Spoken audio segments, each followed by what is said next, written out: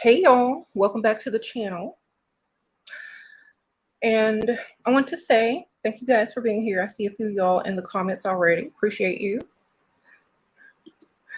So I do have my elixirs linked at the top of the live chat and also in the description bar if you guys were wondering about the elixirs. You can read the description on the website and all the reviews and definitely check them out. So today we're going to be talking about what type of god or goddess are you? So if you've been watching my videos lately and for a long time, you already know that I feel that we are all gods and goddesses and we don't have to search or worship any other form of divinity outside of ourselves. And if we are the gods and goddesses of our own lives, then we definitely have a purpose and we definitely have a plan. And as a conscious divine being with free will and the ability to manifest and create, you can choose your purpose and choose your plan. Okay. And a lot of people will search all of their lives trying to figure stuff out when literally it's just you. It's just you and you do what you got to do. It's just us. All right. So y'all hit the like button. Thank you. Sprinkle, sprinkle. So a lot of people are saying, well, what's my purpose? That's up to you. What do you want to do? What do you want to create as your purpose? What do you want to do? How do you want to be divine? What type of god or goddess do you want to be? What do you want to represent? You know, we have all these books and knowledge about all the different gods and goddesses and pantheons and stuff like that. Why don't you create yourself? Create who you want to be. What are your attributes? What do you like? What do you stand for? You know, what do you empower people with? Do you empower them with knowledge, self-esteem? And do you inspire them to be more creative? Like, what do you do? So write your own information about the type of god or goddess that you are, and there will come your purpose. That is how you're going to find your purpose, by creating it and taking the best parts of yourself and listing them down as what you have to help or teach or inspire others who have not reached their divinity yet, or who are still on a path to becoming their best selves or their divine selves. Okay. And if you can't, if you can't figure stuff out, start with a little bit at a time and work your way up, adding more and more to it. The more you develop, the more you evolve, the more things you can add to whatever it is your purpose or plan is. But you need to start knowing that you have all this power, all this knowledge. You are God and goddess, and you're able to create the life that you want. And it has nothing to do with anything outside of yourself. It's all within.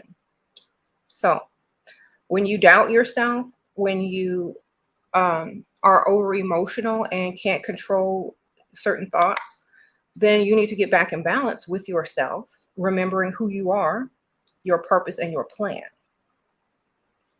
And if you write it down, it's easy to go back to and remember who you are when things start spinning out of control because you forgot. Okay, sometimes when we get out into the world, we forget that we actually are gods and goddesses, and then we allow people to pull us into their, drama, and we forget. So you have to always walk in your divinity. You always have to remember who you are, know thyself. Because if you don't, somebody else will tell you who you are. You'll be scrolling down Instagram and TikTok trying to find who you are, who you want to be, who you need to compare yourself to in order to be the best version of yourself. And that's not how it's done. Like, you don't, like, think about all the, ancient gods and goddesses. Do you think they compared themselves to each other to see who wants to be, what to be? If that were the case, all of them would be exactly the same. There's dark goddesses, light goddesses, neutral goddesses, animal deities, all these kind of things. And they all had a purpose, and they reveal a lot of things to us because you're supposed to become great. You're supposed to become greater.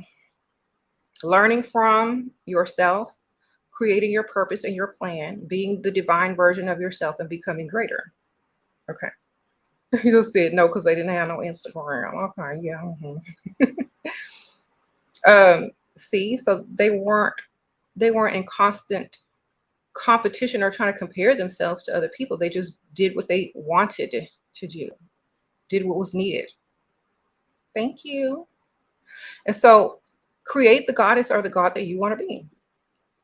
Like I know some guys and some women, they're good at certain things. So make that your purpose or your plan as of now. And remember, it can change at any time.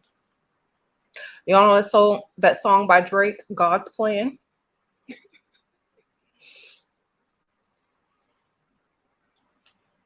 You know. So basically, if you watch that video, I think he goes to Houston, I believe. I don't know. I think he goes to Houston, and they gave him a budget for a video. It's like, okay, here go your budget for the video. Go film your video. So all he did was take the money that they gave him and just handed it out to people. So he was in charge of creating the plan and the purpose behind the video and the song God's Plan. And then he says, might go down as God.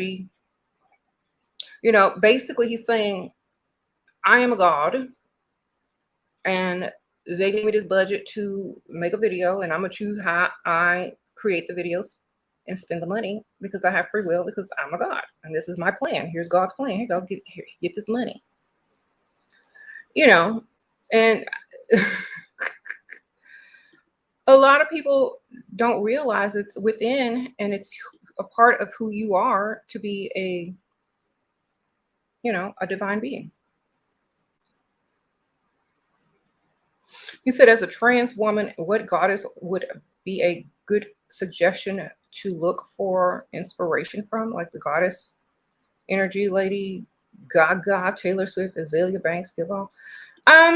It depends on what type of woman that you want to be. I don't think like a man can actually be influenced by a goddess, and a woman can actually be influenced by a god. It just depends on what traits you would like to incorporate into your purpose and your plan. So it really doesn't matter whichever one you resonate with the most, whichever one you resonate with the most. I would definitely opt for ancient Egyptian or Kemet, as a place where you would look for gods or goddesses, because they were more androgynous. Okay, that makes perfect sense to me. Okay. And they honored their goddess, and it was not taboo for men to wear wigs and makeup. So I would definitely go back to that era and look over there. Okay. You said they hated Kanye for knowing he was a god. And after he said that, he became a billionaire. So guess he was. You appreciate your topics, Ashira. You really taught me what prosperity and wealth is, and understanding the dark feminine. You were dropping gems with the dark mother vids and dark feminine loves. Thank you, girl. Sprinkle, sprinkle. I appreciate you for that donation. Yeah, you got to be anything that you want to be. That's why you have free will and do what you want. Now, when I'm talking about the type of god or goddess you want to be, I'm talking more about what your purpose is going to be. What are you going to represent? When you walk in a room, what do people think? When you arrive somewhere, when you post up somewhere, what is the first thought that people think about you? How do they identify you? So I definitely feel like That needs to be really thought about before you figure out what type of god or goddess you're going to be. What are you going to stand for? What are you going to create? How are people going to identify with you? Mm-hmm. You said the goddess of love. Okay. And we need to also make sure we incorporate that in our personality, in our demeanor, in our walk, our talk, our dress. Think about, I think you were talking about Kanye for a second ago, or Ye. And he's a god, obviously. And he, like, when people think about him, what do they think about? Confidence, arrogance, God mentality, God complex, billionaire, unpredictable, conceited, jealous. He was all over Twitter. Sound like God to me. Sound like a god to me. Or a type of God. You want this money, you want this confidence, you're trying to get somewhere quick, work with that type of energy. People trying to get at you, you strong, and you don't let it bother you, and you just keep it moving and keep going and get your money no matter how you get it. Tap into that energy, or incorporate it into the type of god or goddess you would like to be. Don't take no BS. Do what you want. And then there's some nicer gods and goddesses that take things more at a kinder, gentler pace. And if that's more of your type or personality, then tap into that or incorporate that in the type of god or goddess that you would like to be known for or known as, and make it your purpose and your plan. Okay. Yes, we are divine. We are gods and goddesses. So you have to know that if you're looking outside of self for anything, go look in the mirror. That's the best thing I can tell you. Go look in the mirror. Back at you. Okay. What are some god and goddesses that aren't as well known?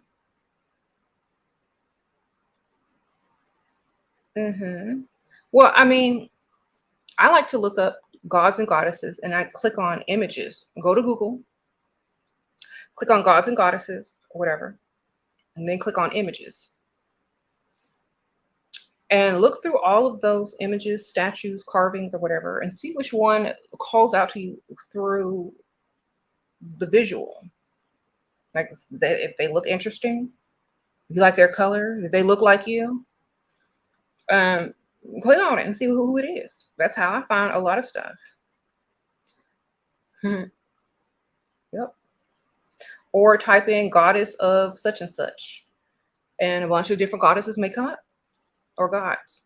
So just play with it and be creative and just do some research and find out if you're looking into different types of gods and goddesses. Okay, but remember, we are gods and goddesses too, and the whole purpose of this video is to create in a book, get your own book, and create the type of god and goddess that you are. What do you stand for? What do you want people to think about when they hear your name? What energy do you put out when you walk into the room? So make sure you do that for yourself and stop looking at other goddesses and gods. You can get some ideas from them and some aspects from them, but remember, you got to make and create yourself as well and your divinity. Because if you don't, you're going to get lost in looking outside of yourself instead of living in your own place that you can create and be divine in. You're going to miss it all. You're going to be living your life searching and searching when it's right here within, and you're supposed to be manifesting, creating, and living in the type of world that you want. So be sure, don't forget yourself, because you are the God. I mean, they say it in everything. They say it in a bunch of Bible verses, all throughout the Bible. If you are a Christian, they even say it. Exactly. There's more than one heaven, more than one a universe, more than one world, and you are a person that can tap into your own world, your own universe, and create it as you want. Everyone has that ability. We literally project our own world around us by our frequency and what we want to create. So, happy thoughts, creative thoughts, good thoughts, create whatever you're trying to create. Focus on what you want to appear into your world, and it will somehow, some way. Okay.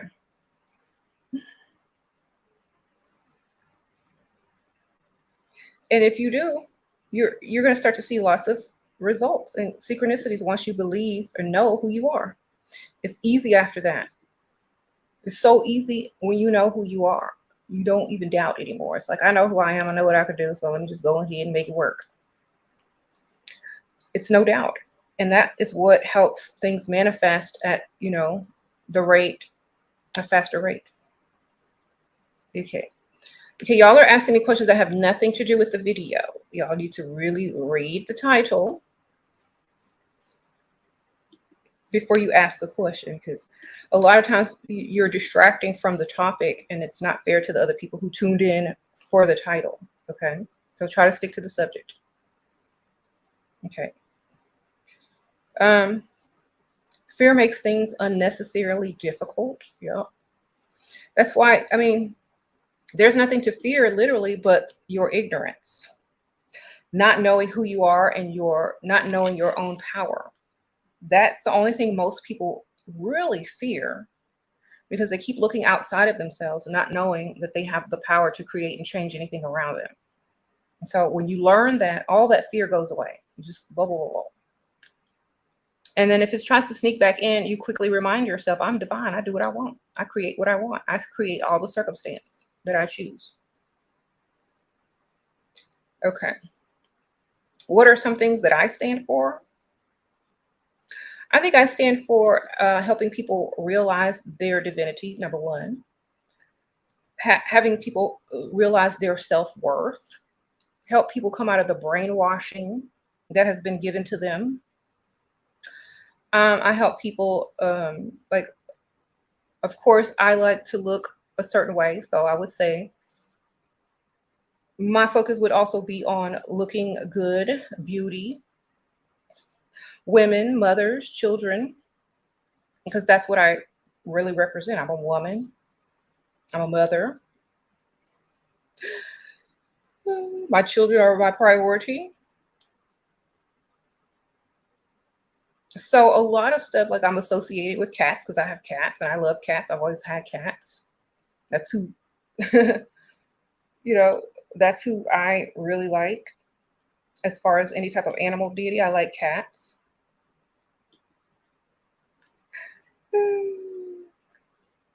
I like the freedom of saying what you want without people pleasing all the time. I like the freedom of speech.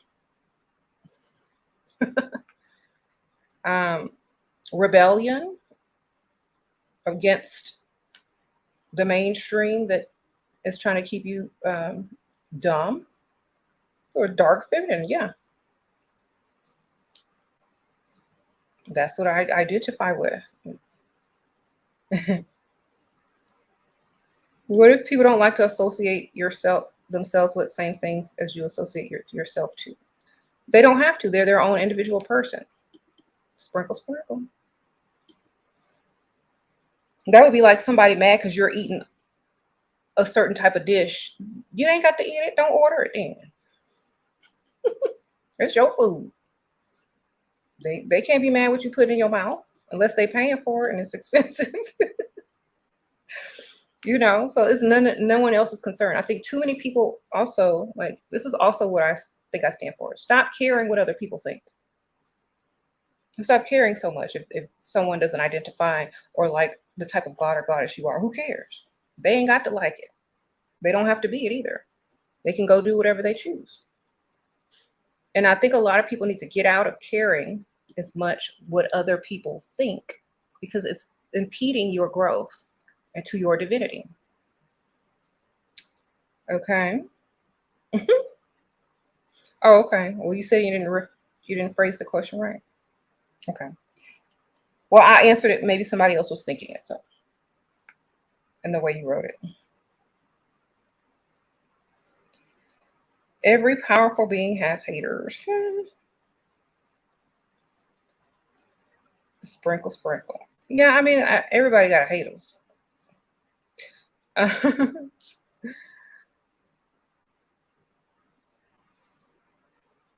Okay.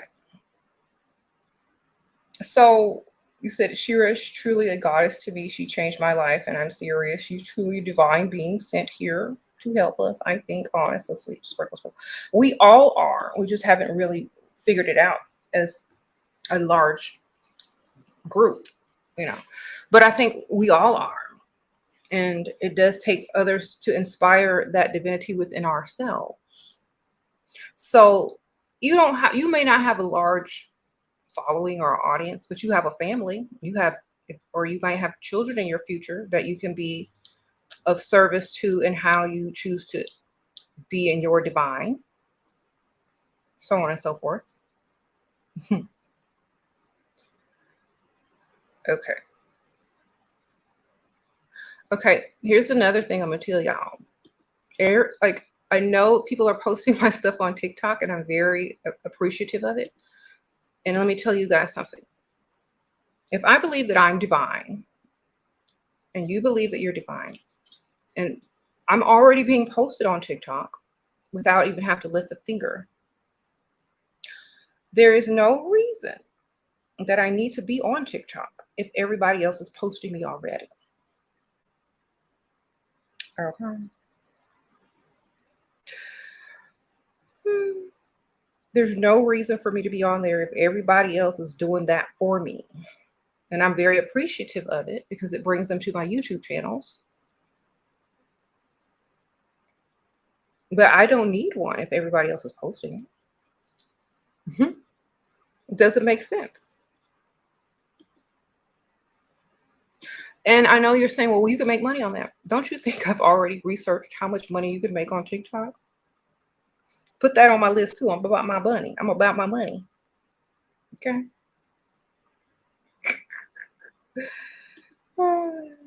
I would make more money not being on TikTok than I would if I got on TikTok. And I'm going to tell you guys why.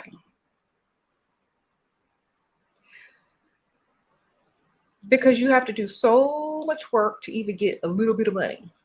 Okay. Couple cents, couple dollars. I could just ask somebody for a couple dollars. Hey, James, give me some money. You know what I'm saying? How much money would I have made on TikTok if I were on there today? Probably about $100. James, give me 200. Just made double. You see? So it's gonna waste my time. I have to sit there and try to post stuff. I sit there and try to build my following. And I sit there and upload, post, edit, all that. It's gonna waste my time. My time is money. That's why they call it a TikTok, because it wastes your time.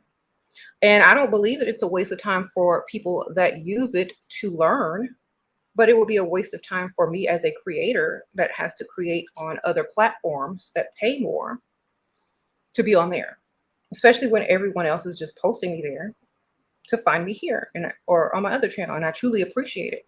But there's no need for me to be on there at all.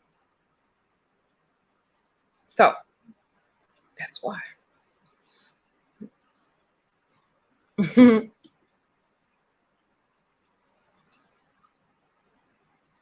Yeah.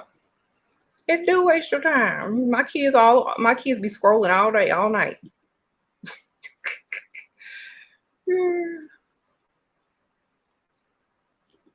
My kids be scrolling and I pop up on their phone. Mommy, why you on my feed? I see you every day. So,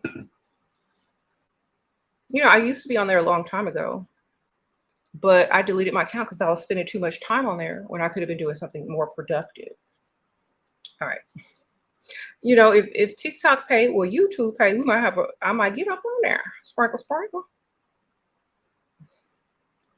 And not, you know, I don't do this just for the money because, like I said, I started my YouTube channel long, long, long time ago, 10 years ago. I couldn't even get paid.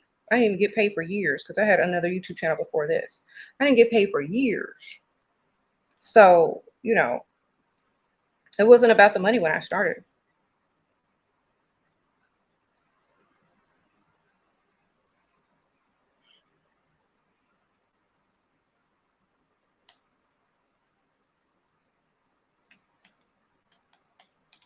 Hold on.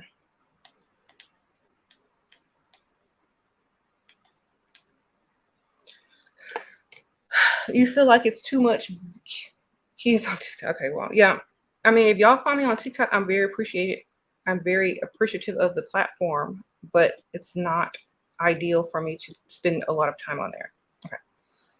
So, but I do appreciate everyone who is posting me. I do. I really do.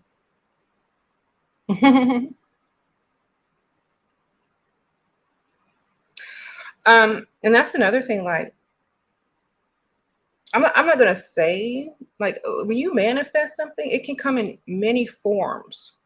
So I also believe that I stand for manifestation and how to manifest, since I did write a book on it. You know, I did write a book. It's associated with manifestation. So I feel like if you can manifest yourself to get something that you know want without having to do much, and you have so many avenues for those manifestations to occur, they may come in different forms in which you never thought. Like, honestly, because I don't have a TikTok, I never thought I would be very popular on TikTok because I don't even have a TikTok. So therefore I wouldn't be posting on it. So I never even thought, okay, well, my subscribers have TikTok. And if they post something of mine, it could be very successful. And then I could get more people to come subscribe to my channel or whatever. And so when you manifest, you know, growth and things like that, then I guess as a god or a goddess, if you have many avenues and streams to come in, then you're going to get it. You know what I'm saying? So think about the God in the Bible. If everyone prays to them, goes to church, praises their name, whoever this God of the Bible is being represented by, whoever it is, they have every Christian or whoever, whatever type of religion of these people as a stream to manifest through. You know what I'm saying? So whoever the God of the Bible is has everyone who is of that religion or follows that religion or that Bible or that Quran as an avenue from which their manifestations to come true. Okay, so I just use myself as an example. If I'm manifesting something, okay, I would like more people to find my message and, you know, live life in a better way. I manifest that. Okay. Who knows that, you know, what way it can come through? It came through TikTok. But if I'm the God of the Bible or a, um, a religion or an organized group of people that have implemented a God of the Bible, and literally they're praying to a group of people, then and through every person that believes in those things, can their manifestations come true? So that's why they call them sheep, because if you're like, you know, the shepherd and you want people to do a certain thing, manifest it, and everybody that worships that God of the Bible or God of the Quran, it's going to somehow manifest through those people, you know? So that's what I'm saying. You got to have avenues for stuff to come in. You got to believe in your divinity versus putting all your energy into another divine being or divine group of beings. Put it into yourself and create what you want and manifest your manifestations through whatever means that they come through. Yeah, worship yourself. Exactly.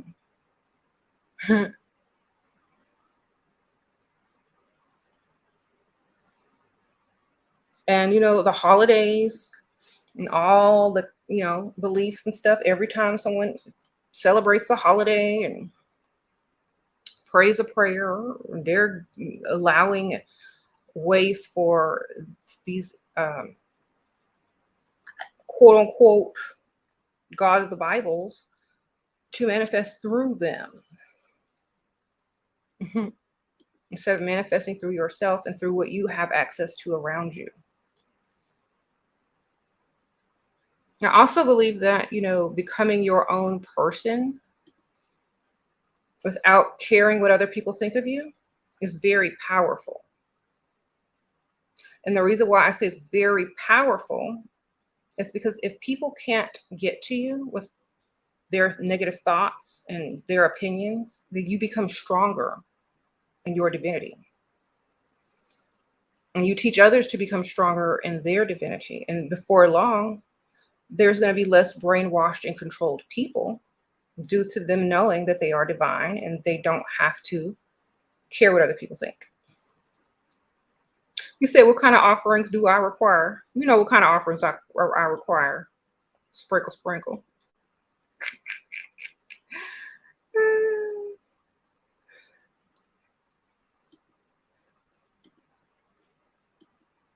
Anyway, so many of us have this belief that the only way we can stop caring is if we are without flaws and perfection. That's why that's a good thing to say. I mean, that's a good observation. So, do y'all know how in the Bible or in religion says the only person that's perfect is God or Jesus or whatever? And he was not without flaws or perfections, and he didn't care what people think. But if they say he was, I think being flawed, I think being perfect means you don't care what people think because you believe you're perfect as you already are until you decide otherwise. That's being perfect because their thoughts don't matter. It's your thoughts that create your world. So therefore, if you believe that you are perfect just as you are, then that's what it is. And no matter what other people say, it doesn't register. Period. I'm perfect just the way I am. You don't like it? Oh well. Your problem, not mine. So, that's what it's like. I can do what I want. I don't care what you think. I know who I am. If you don't, too bad for you. You can't judge me. So that's what it means to be perfect. I'm perfectly fine with who I am. You can't judge me. I don't care what you think. Bye. um, so that's basically it. I don't care. Self-love is powerful, but also very isolating how to deal with the solitude. If only people that are going to be around me are going to be criticizing me or judging me or, not, you know, trying to change me, then I don't want to be around those type of people. Anyway, okay, the only people I really hang around are my children. They don't want to change me. They learn from me, you know. They get their confidence from me, their self-esteem from me. They're my best friends, they're my company. And they learn not to care what other people think about them as well. And so they walk around with their head held high and don't care what other people think and continue to do what they want. So if I were to bring other people around me who are always criticizing me, having something negative to say, you know, little sly remarks, people trying to change my beliefs, change who I am. If my kids see that, they're going to see, okay, well, she could be easily influenced by people on the outside. And therefore, if she's needy for people to be around her who aren't adding to her, then she's desperate. She's a pygmisha. She doesn't know she's divine. So therefore, sorry, y'all. Why would they look up to me anymore if they can see how easily an outside person can give an opinion and affect me? Okay. So I would say this: isolation is best if no one is adding to you. Okay. Isolation is best if no one's adding to you. If no one is spreading your message, or if no one is doing what you deem your purpose, if they're not going to help you with your purpose, if they're not going to give you even deeper purpose, then why are they around you? You know, they're isolated. I'd rather be isolated than around a bunch of people that's not going to do nothing for me. This is wasting my time and energy. I don't care. I'd rather read a book. I'd rather watch a video. I'd rather go for a walk. I'd rather talk to my children. Or if you don't have any kids, talk to your mom, talk to your father, talk to your sister, whoever. And if they're part of the problem, then, find some like-minded people who are on a same or similar journey.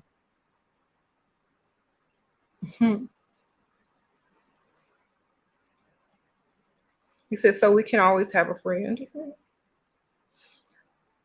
When I was younger, maybe in my 20s, I only liked friends to hang out with when I left the house.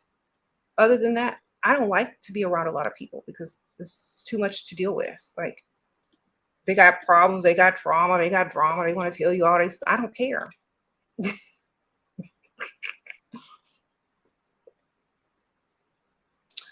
I'd rather read a book, listen to some music. Correct.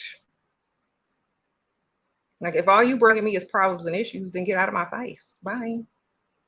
Unless that's what your purpose is, to help people, that's not going to be your friend. That's going to be, when you set out on your purpose to help others, then you make time for that. But when you are trying to spend time and enjoy life, your friends don't need to bring that to you, you know?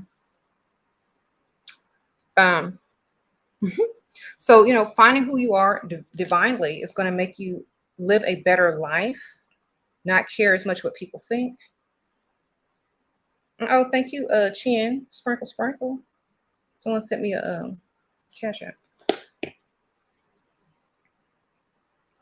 He said that's why YouTube is so powerful. You found so many empowering communities for women with the same message. Yes. What do I do on bad days? I never have bad days. You feel like crying all day? Watch something funny. Sprinkle, sprinkle. You feel like crying? Watch a comedy.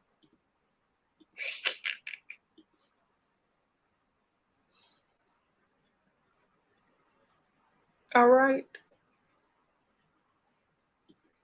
If you surround yourself with things that make you happy, if you create your world around you and it makes you happy, everything you see, everything you touch, the people in your small circle, if everything you have makes you happy, it's very seldom that you have a bad day. You can have something happen that you didn't want to happen, but it doesn't make the rest of your day bad. I could hurt my toe, but that doesn't mean the rest of my day is going to be bad. It just means watch your step. Okay, make sure you got on some shoes. That's all it means to me. I don't have bad days because I don't surround myself with things to create bad days. I don't allow people to, make my day bad. I'll just say it's their problem, not mine. Okay.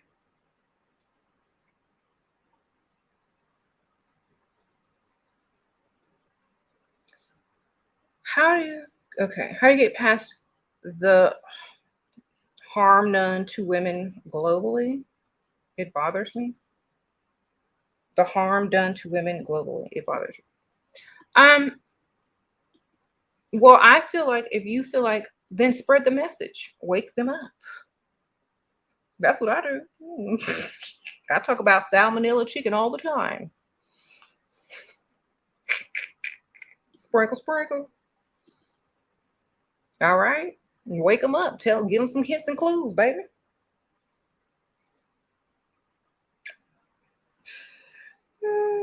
Write a book. Do what you gotta do. Have a voice.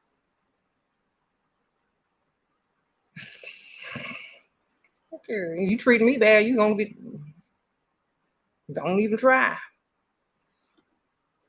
You gonna mysteriously come up.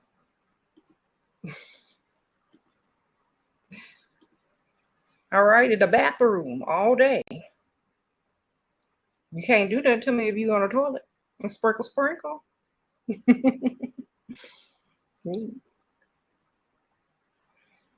Okay. Uh, manifest for those women to wake up and take their power back. That's the best you could do. Spread the word, spread the message, be the best version of yourself. Show, show the world you what you see and bring awareness. Can I go into depth about darker goddesses? Like, honestly, I don't know any other type. Like, I think dark feminine energy is just plain old feminine energy. I think people want to separate the dark and the light because they feel like there's a difference. But feminine energy is naturally dark, period. So it just depends on what mood you're in. If you're in a good mood or a bad mood. If you're in a mood to give some information that needs to be given in a harsh way because it can't be heard any other way, then that's the way it has to be given. It's just like a mother. When you think about your mother, do you think about a light goddess or a dark goddess? Which one you think? Your mama nice all the time? No. Is she mean all the time? No. But is she nice? Yeah. And is she mean? Yes. You don't do right, she get upset. She got to yell and she got to do what she got to do to get you back in order. When you're doing well, when she's trying to nurture you and give you love, then that's her other that's her other aspect. She's everything. It's not just light or dark. When you do something bad, you're gonna get the dark goddess. You nice, you don't have to deal with that one. But it's all one. It's all the same.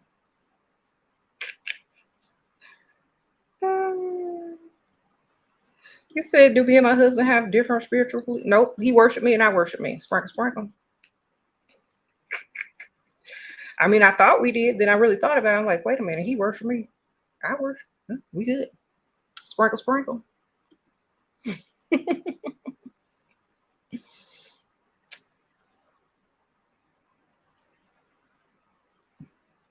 Guess we got the same. Because he worshiped me and so do I.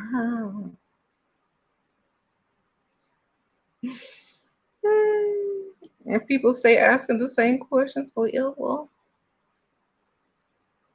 Okay. You said the world is owed a bunch of dark feminine energy. Of course. You doing stuff to make things bad for women. That's what you're going to get. Dark feminine energy manifesting through most women all at the same time. Do right and you get the nice version. Okay. How do you like to bounce back after feeling low? I don't ever feel low, Becca. You need to get my elixirs, baby. Sprinkle, sprinkle. Here go. Let me give you the link. Start with phase 1. This will help you right here. I never feel low because why do I need to feel low? I'm alive. I have everything I want. I'm divine. I mean, if you woke up and knew that you were divine, how would you feel low if you're a goddess? I don't feel low. I'm a goddess. I always feel like everything is what I make it. So manifest yourself to feel what you want to feel. I always feel how I want to feel when I want to feel. So just think of yourself like that. There is no low or high. It's what you want. Okay. Sprinkle, sprinkle. When did I start never having bad days? When I became when I became in control of my day. And a lot of people don't want to take that step. I don't work for anybody. I do whatever I want. So how can I have a bad day when I can wake up and choose what I want to do? The only thing I do that is scheduled is take my kids to school and pick them up. That is the only thing that is on a time schedule for me. The only thing. That's it. Everything else is mine to do with what I want. That's how I have good days. Okay. Okay, you said you felt low after your mom died.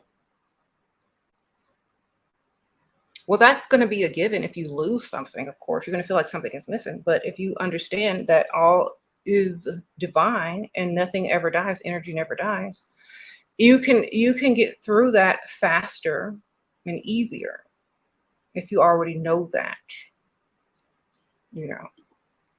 And also in my, I think I'm gonna have a special circumstance because I used to work in the funeral home, in the funeral business. And so to me, death is a little bit different.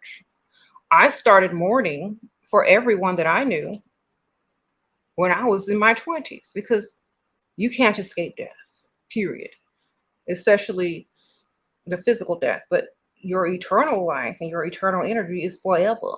Your divinity is forever. So I don't think of it like that.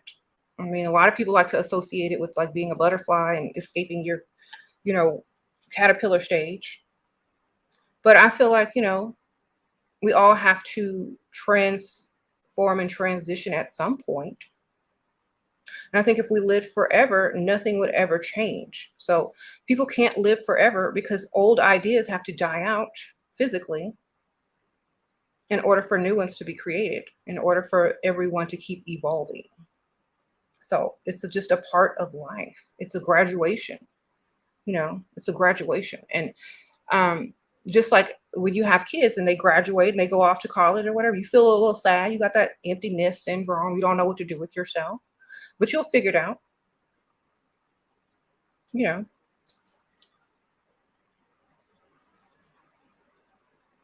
Do you think you have control over your days and emotions if you were still the funeral? Yeah, because I'd have a job.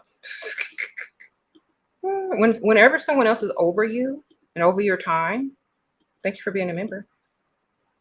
And you have to be somewhere at a certain time. You have to follow orders and you have to do what this person says. And everything in you doesn't want to do it. You're creating stress. You're creating, you know, a dislike in what you do. You wake up sad because you have no free will at a certain point, to a certain point, to a certain degree. You have no free will to a certain degree. If you say the wrong thing, do the wrong thing, your money could be cut. I mean, that's a lot of stress to have on a person. It could be subconscious stress. Like if I do the wrong thing, I could get fired. If I don't do the right thing, I'm not going to get the promotion. If I'm late, this, and that. If I don't do what I'm supposed to do, blah, blah, blah. All of those thoughts are continuously going through your mind when you work for other people. And so if you don't like feeling like that, figure out how to not have to work for people. As a divine being, manifest a way to not have to work for other people. Create avenues into which that can happen.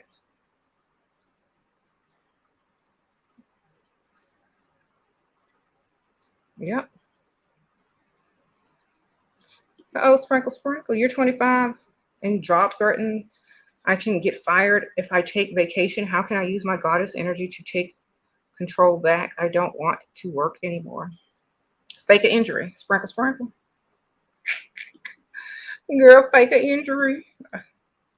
It's illegal for them to fire you if you're injured or need surgery. Go get you a fake doctor's note, girl. Someone said look into becoming a notary. Okay, that's a good idea.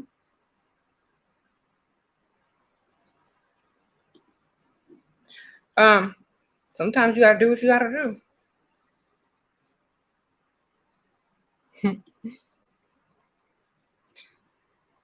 You stay away from someone.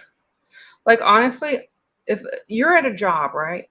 If they fire you tomorrow, if you die tomorrow, if you quit tomorrow, they're gonna replace you anyway. So you need to fake an injury and say you need to get some surgery or something, girl. Sprinkle, sprinkle. I'm gonna tell you what to do. Go to the emergency room at a hospital You ask to use their phone and call up to your job.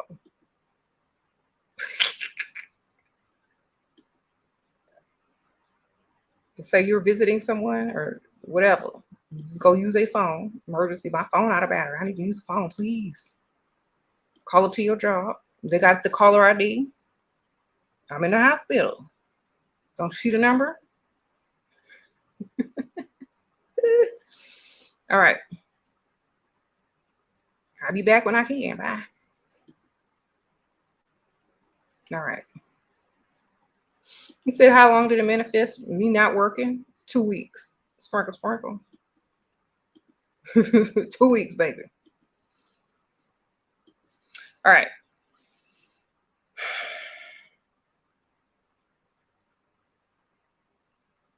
How come you are not emotional? Because I control that. If you're divine, you control a lot of things that most people have trouble controlling. You know, if you this is how I think of it. I'll give you an example. When I was doing yoga, trying to stand in this tree pose, my legs started shaking. I was wiggling and stuff. I was shaking, about to fall. All I did was think, you are a divine being. You are a divine being, period. And then I didn't shake no more. I stood straight. I'm divine. I got this. You know, you have to keep reminding yourself that you are a divine being. The human side of you that doubts is going to sway. But when you remind yourself who you are, you stand straight up on one foot in a tree pose, looking like this. Bam. So try it. If you do yoga or if you're in some type of hard position, exercise wise, remind yourself at that moment, I'm a god or I'm a goddess and I can do whatever. And you'll see that your body will stop shaking. You will straighten up and you will be balanced, period. Now, I'm being embarrassed trying to, then all of a sudden I have to catch myself. You're a goddess. Right? I'm a goddess. I'm not finna fall down. I got this.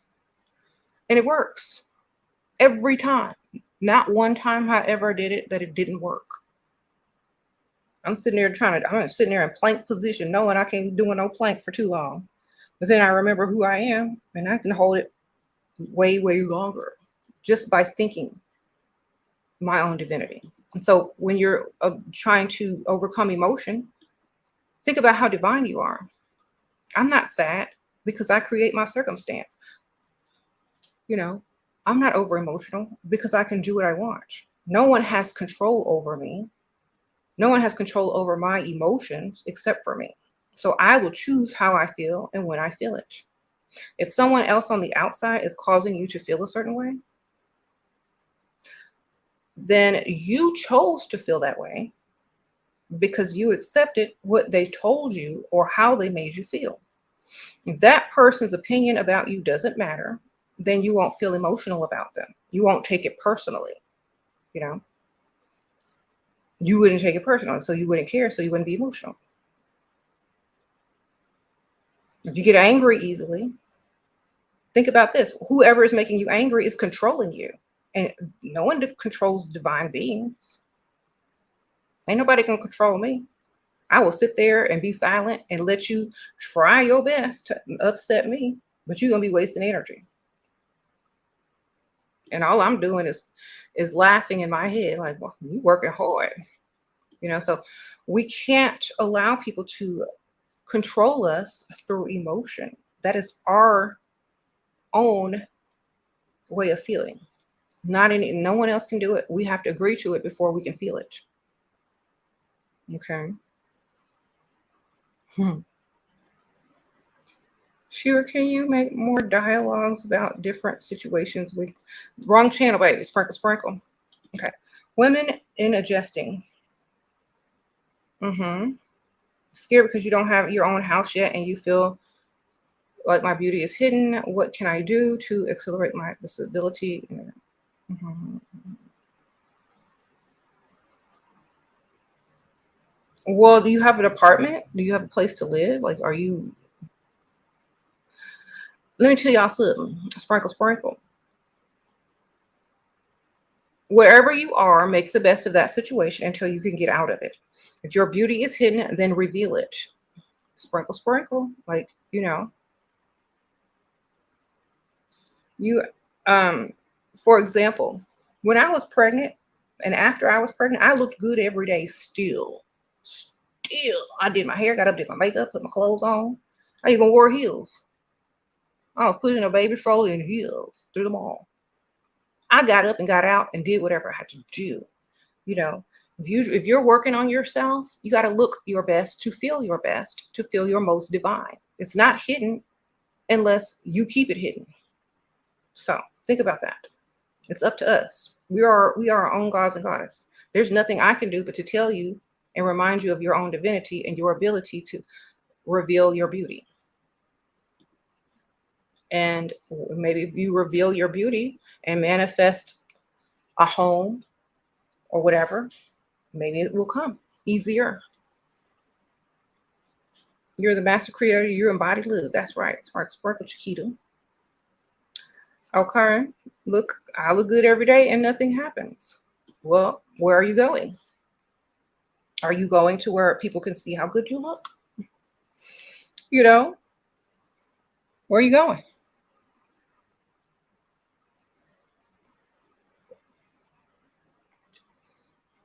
You got to go where people are looking for people that look good. Sparkle, sparkle. All right. Go put yourself in front of some old man and see what happens. All right.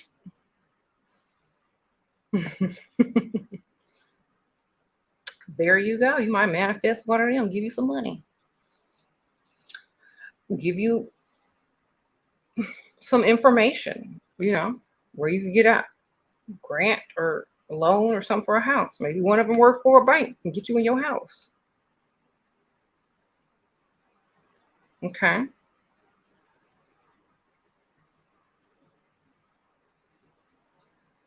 All right. Sprinkle, sprinkle. Truth tellers, that's wrong. Some people got other issues. Honestly, if we're a divine and we're gods and goddesses, we have to also, if you didn't know this before, it's not your fault. But when you become divine in your own mind, you have to make divine decisions. Okay. That means you can't deal with certain people anymore. You can't make excuses anymore for people. You got to take full responsibility for every action that every choice that you make in life. Okay. You have to be responsible and take accountability for every choice that you have made, because it will affect everything else after that. So if you made a decision and a choice about something, and then afterwards you feel helpless, you complain about everything, or you can't accomplish what you're trying to accomplish, go back and figure out at what point did you make a choice that led to all of this doubt. You know what I'm saying? And if you find the choice that you made or the decision that you made that led to all of this doubt or all of this things happening, then learn from it and never repeat it again, or fix the problem. Fix it the best way you can in order to make the rest of your life and the rest of your child's life or the rest of your family's life better. Sometimes being divine doesn't mean being nice. Sometimes you got to bring that dark goddess energy out and create with it the life that you want. Okay. Yep.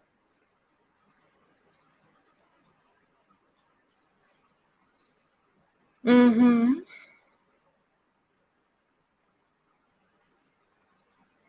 He said smoking while leveling up a bag. Smoking what? Cigarettes? Vapes? Weed? What you smoke? All of it?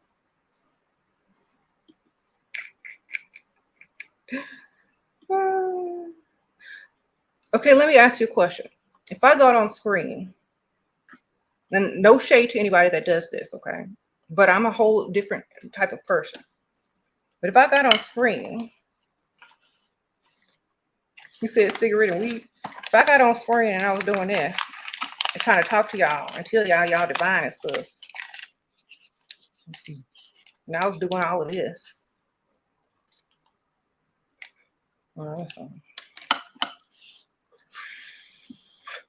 Y'all divine.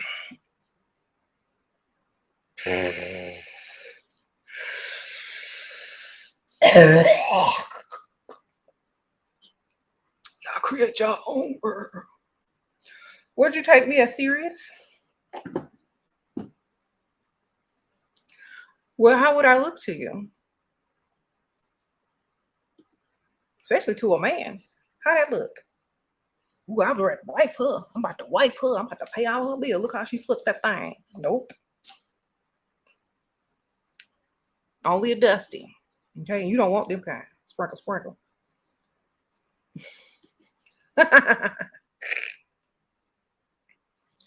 See, men can get away with doing more things than women can because it doesn't look right on us. You know what I'm saying? A man might get away with that, but not a woman. Okay.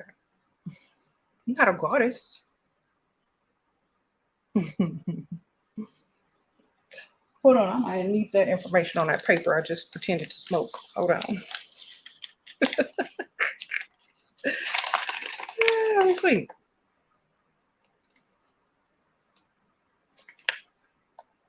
Some sacred geometry stuff.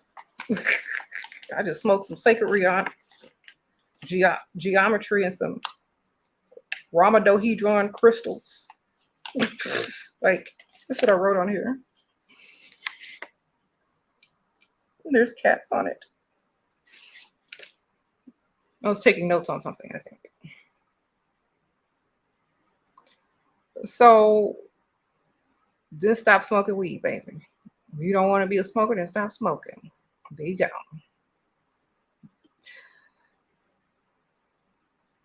You say, well, I'm calling you out. I don't know. I'm not calling if the shoe fit. I don't know who smoke. You know what? I don't think like in my life, like I don't have any like bad habits like that. Recreation habit. I just give me some CBD gummies if I want to relax. Or I take my elixirs if I need some energy. You know, I got me some CBD gummies. Ain't nothing wrong with no CBD. But I'm not finna sit here and smell like a whole, ashtray. I don't want to smell like an ashtray. That's it. Okay, how you doing? Okay. If you eat some gummies or something, I don't care, but I don't want to smell like that or look like that. Okay. So yeah, as a goddess, I have to choose my image as well. I have to choose what my image looks like as a goddess. So your goddess image or your God image represents who you are in the physical form. So if you're, you sitting there smoking weed, is that your goddess form? You the goddess of getting high? Goddess of plants and weeds?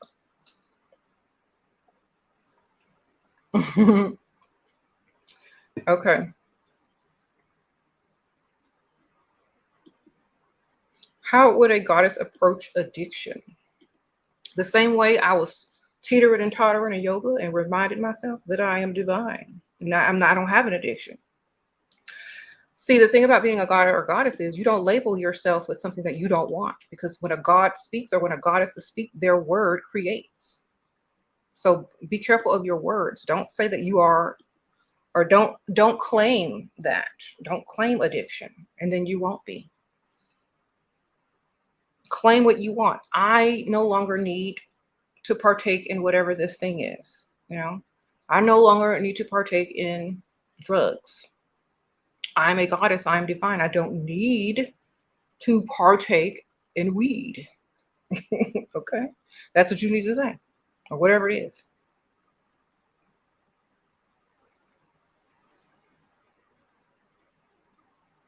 Mm-hmm. Sprinkle, sprinkle. And I really feel like I think people cling to something because they don't have anything else to do. Um, you know what I'm saying? I think people, because I used to have bad habits when I was young. I ain't gonna lie. I think my bad habits left when I created something to take their place. So use something to take the habits away that are profitable to you or beneficial to you instead of negative to you. Okay, so if you used to smoking on something, replace it with bottled water or a straw, a cup with a straw. Like you used to sucking on something,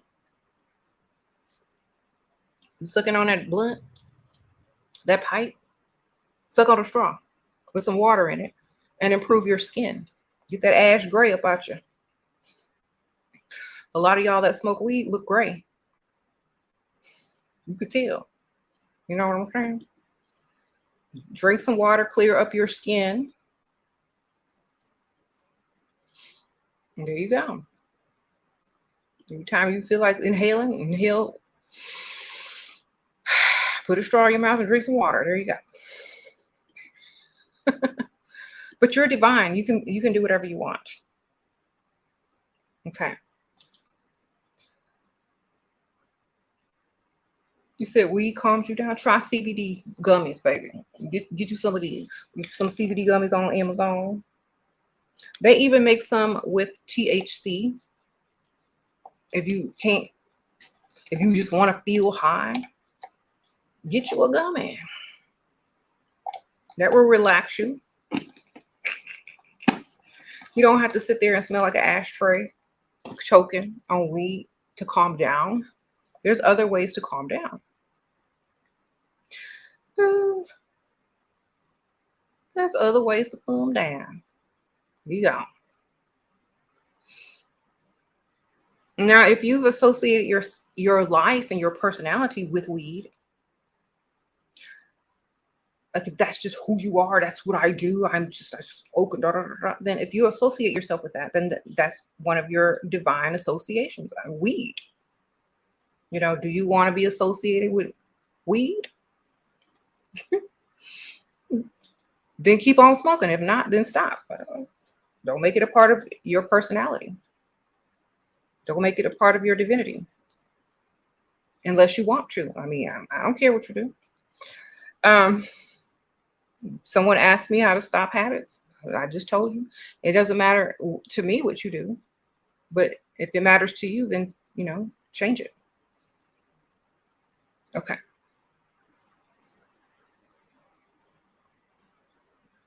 What brand is this? Premium hemp gummies, Free Bears, made in a USA. I don't know. That's the brand. I got it on Amazon. Just type in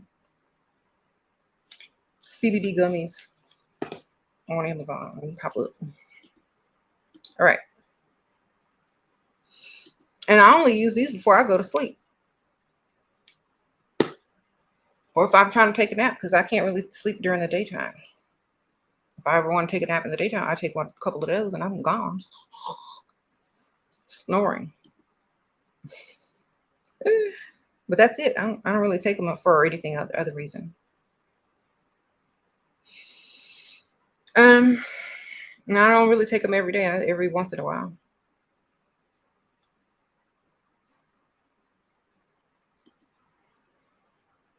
Also helps with arthritis. If you work out and have muscle pain or joint pain. We know smoking is not beneficial to our lungs. That's why we are stopping. All right. Yes. And if you have children, I don't know how old some of y'all are, but if y'all got kids and y'all smoking in front of them kids, y'all can't be mad when the kids start smoking. Don't be mad. You see them smoking. Okay. There's some parents that will smoke in front of their kids and then slap their kid when they stick a cigarette or a blunt in their mouth. You ain't doing that because you do it. Not a whole house smoking. Sprinkle, sprinkle.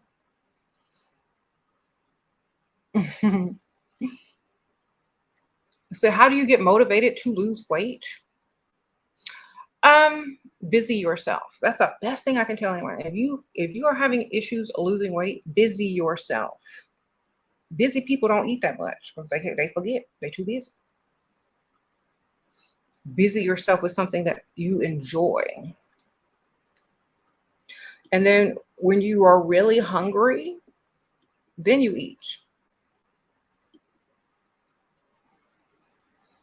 Eat a little something for breakfast, something light for breakfast. Busy yourself for the rest of the day.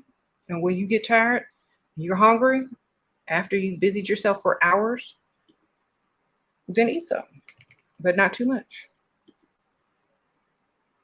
So the whole point is staying busy.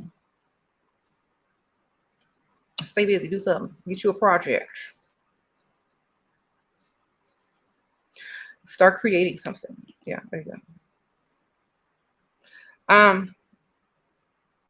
That's what I do. Like if y'all have noticed, I've been going live a lot more lately. I've been doing more on YouTube. I have new stuff coming from my cosmetic line.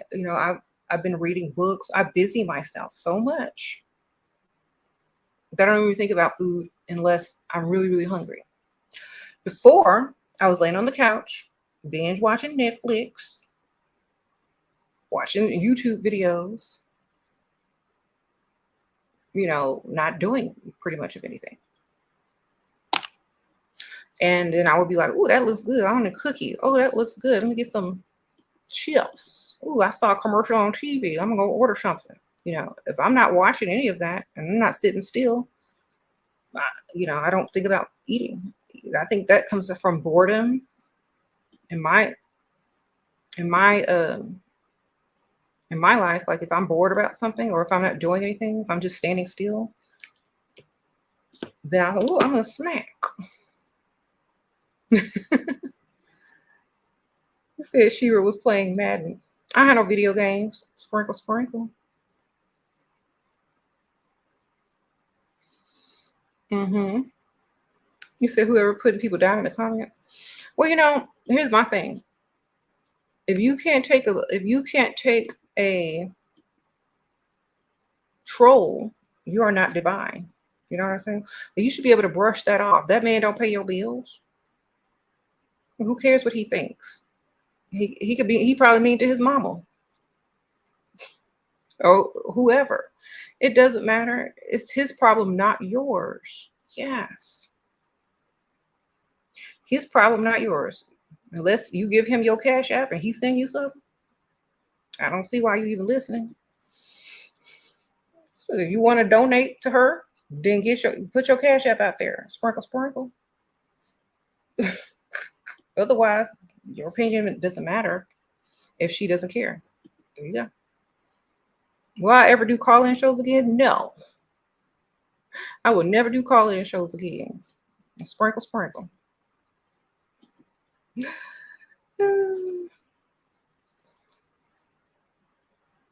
So,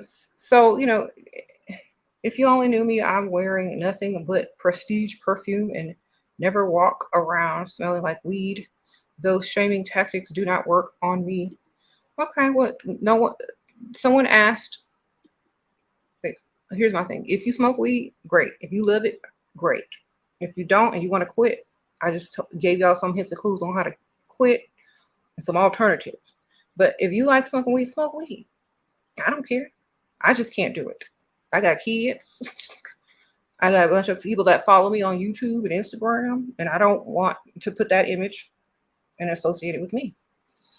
There you go.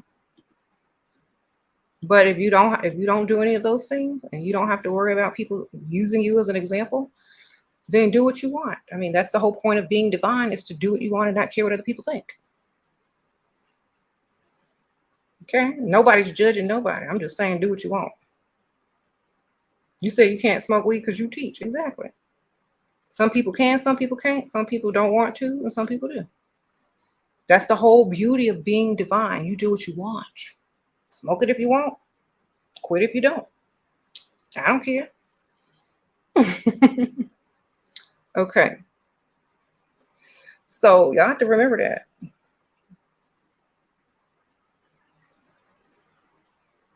Okay. So, what kind of goddess are you? What kind of god are you?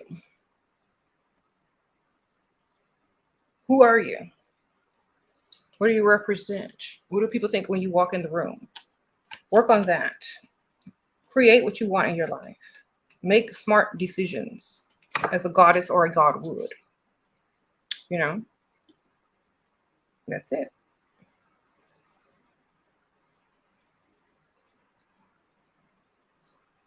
And I don't know if it's just this channel, but I'm not trying to be mean or evil or anything, but I'm just going to tell you what I've noticed. Now, I'm not judging anybody. The people on my other channel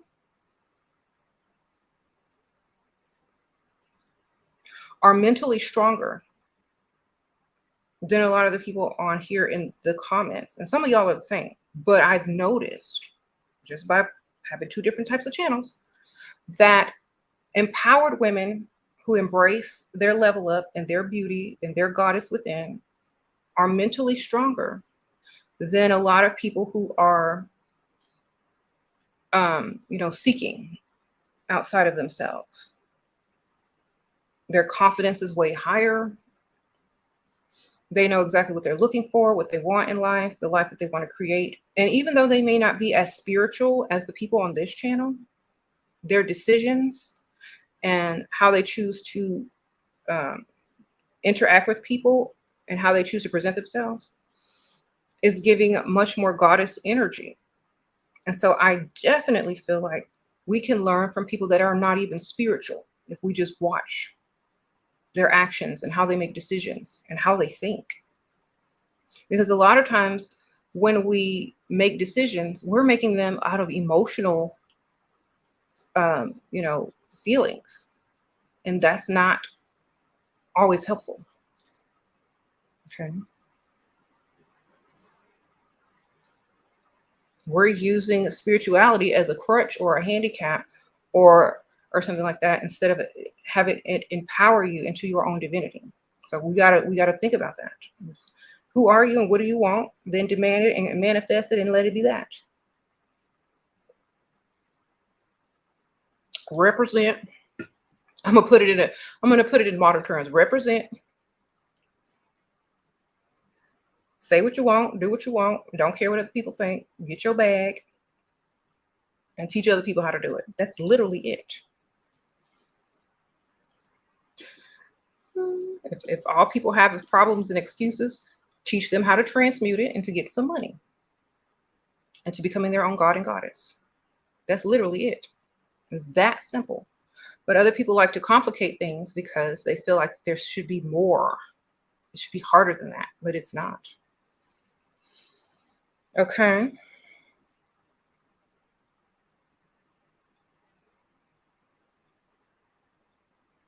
So since watching you, I made more leveled up decisions, working on getting out and away from your dust. Okay, sparkle, sparkle, girl, yes. So I think being a spiritual person and a god and a goddess, the decisions that you make need to be very precise and well thought out and beneficial to you and those in your life. Hmm. You said, mhm.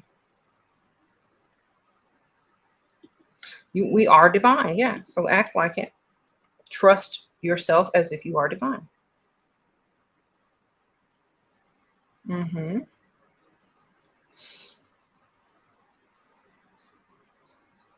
And a lot of us will listen to so many other people before we listen to ourselves, and that's part of the problem. A lot of people will listen to other people before we listen to ourselves and forget who we are. You get sucked into their world again, their opinion of you instead of your opinion of yourself. So you got to stop doing that. Hmm. You said I drink on my birthday and very occasionally. Yeah, if I drink something, it might be on a holiday or something, but I don't really drink. Okay.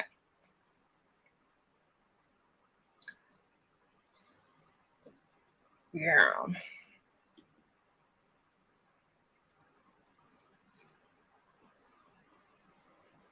The point is to create a life where you don't have to drink or smoke to escape the reality that you have created for yourself, or the reality that you are in. Yeah. So if you drink and smoke, you're trying to escape. Emotionally, you're trying to relax. You're trying to take the edge off. What's causing the edge? Get rid of it. There you go.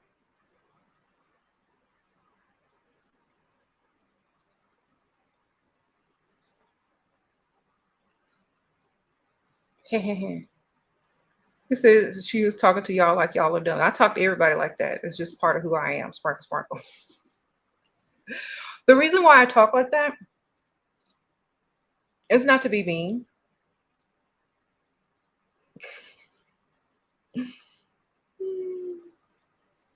It's because it's supposed to be obvious. And when people still don't get it, it's like, oh my goodness. Let me try another way. He said it's the best way to talk. I'm sorry if I made y'all feel dumb, but only y'all can make yourselves feel dumb. I just say it how it comes out.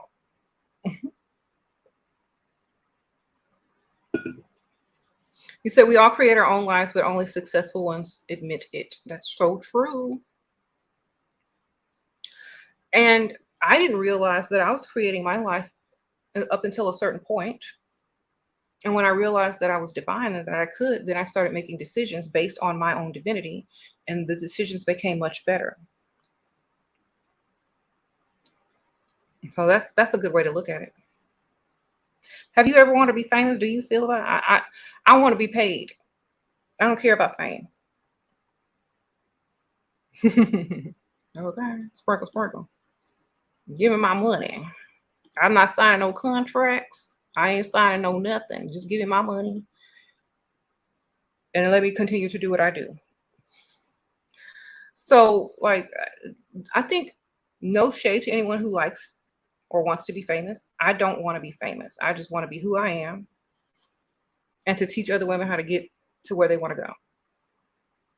You've been watching my recent manifestation video over and over. I'm trying to retrain my brain. Okay, Steph, get it, girl. Sprinkle, sprinkle. Yep. Um. Mm-hmm. And if you really think about it, I didn't post nothing on TikTok. So there you go. You said fame is the new currency. No, it ain't. Fame don't pay, money pay. Sprinkle, sprinkle. There's famous people out here that I have more money than because I don't focus on fame. I focus on this manifesting, prosperity and abundance and wealth, not fame. I don't need fame. I need money. Okay. You said I'm too mature. I don't need fame. What fame gonna do?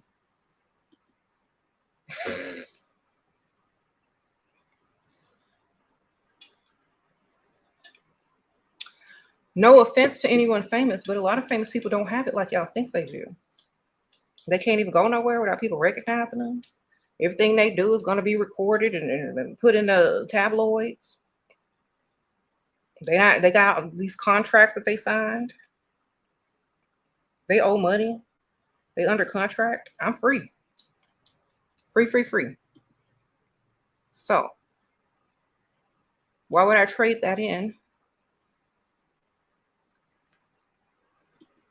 Okay.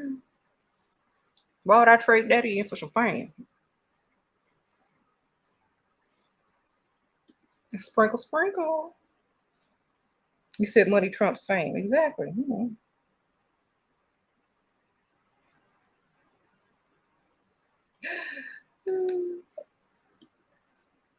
When even you're in Vegas, let me know. Whenever I'm in Vegas, let me know when you're coming. I'll show you a great time. Stay blessed. XOXO. Oh, Diamond J Rose, sprinkle, sprinkle, girl. Girl, I don't know when I'm going back to Vegas, girl. I haven't been too many times. It was fun though. I might go back. I don't know. It's not gonna be in the anytime soon. But thank you, Sprinkle Sprinkle. um, but I keep that in mind. Thank you.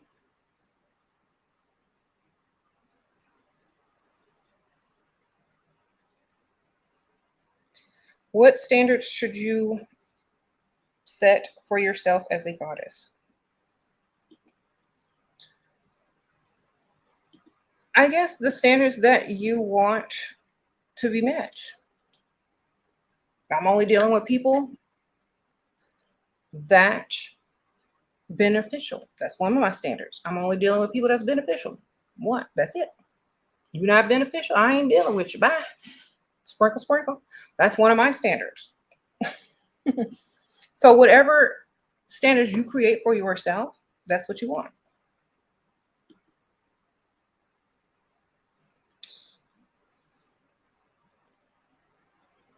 Mm-hmm.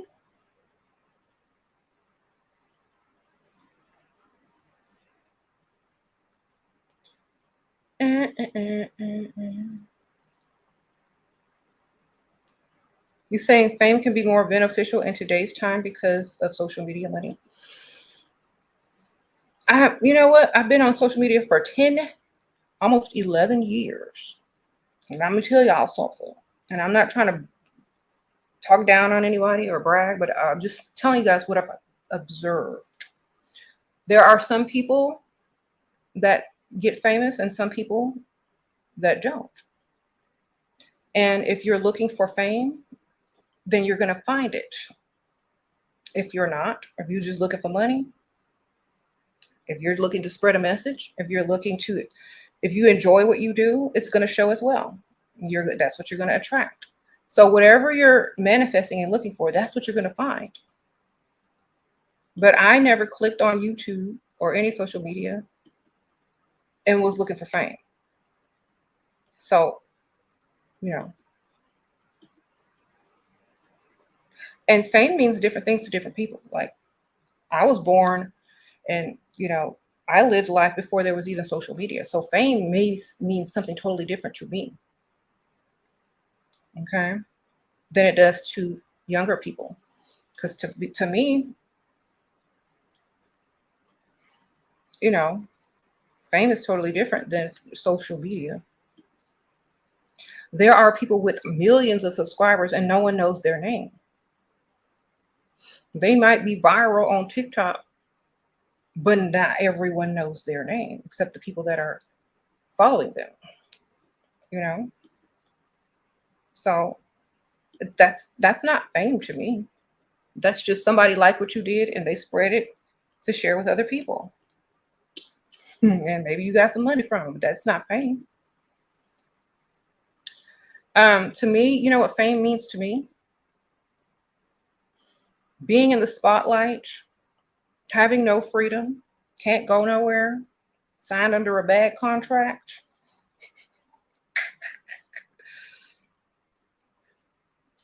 having to stay relevant,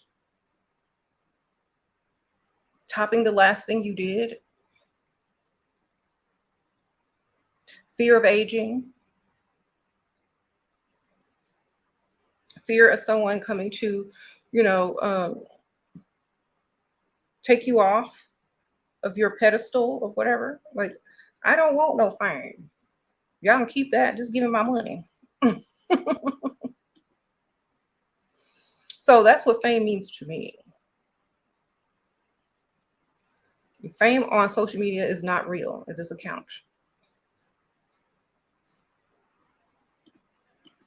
Sprinkle, sprinkle.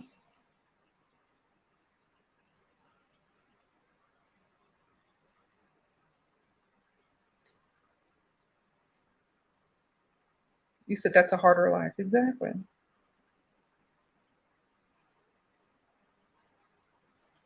And, as a divine energy and a divine being and a divine goddess, why would I need fame?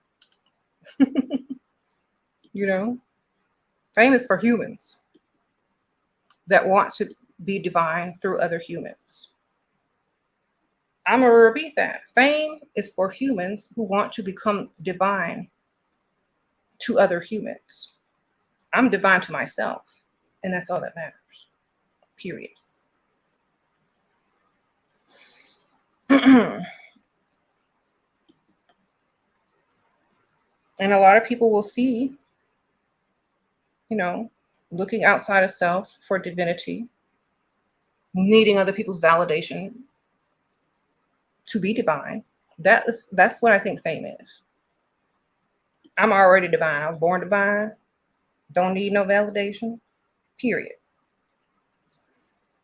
That's it.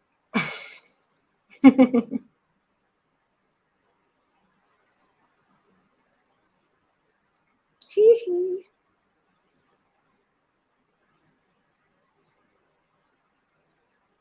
I think if you really get into the psychological aspect of being famous, and I don't mean to talk down about famous people because everybody got to fulfill a role, and whatever role they choose. I mean, even famous people come to their own divinity once they figure out fame ain't it. Okay, so a lot of people that become famous had a had an issue. They had an issue. They needed to be validated in a major way because maybe they were abused mentally, or maybe they grew up in extreme poverty and were bullied or made fun of, and they have to prove themselves to a lot of people in a major way to heal or to get rid of that feeling of not being enough. You know what I'm saying? And maybe their talent brought them there, and their talent brought them there. And they manifested a way to be able to erase the feelings of being less than by developing that talent. That was when they manifested, I want to be rich when I grow up. I want to be famous. They may not even had a skill at that point until it manifested.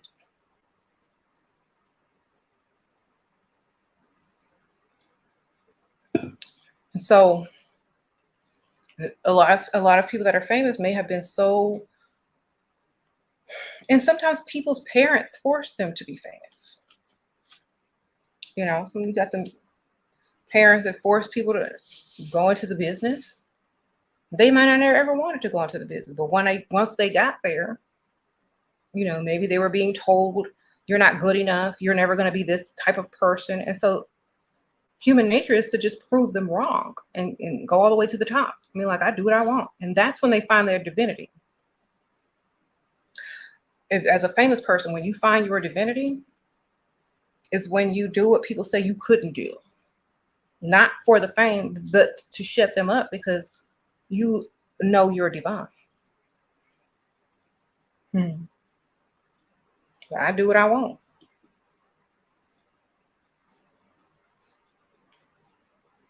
That's what I feel about famous people. I mean, there are a lot of famous people that are smart, that are genius, that are divine. They've found their divinity. And they will tell you they don't care about the fame. It's not what people think it is. So who cares? Okay. How do you rediscover your goddess self? Um, the best way I can tell you to rediscover is to start treating yourself as a divine being. You don't care what people think. You do what you want. You make smart decisions based on how beneficial it is to you. You find a purpose, you make a plan, and you create with that. And just do that every day. Try to be as in control of your own life as possible. Have the most control over yourself as you possibly can. That's the best thing I can tell you. Okay.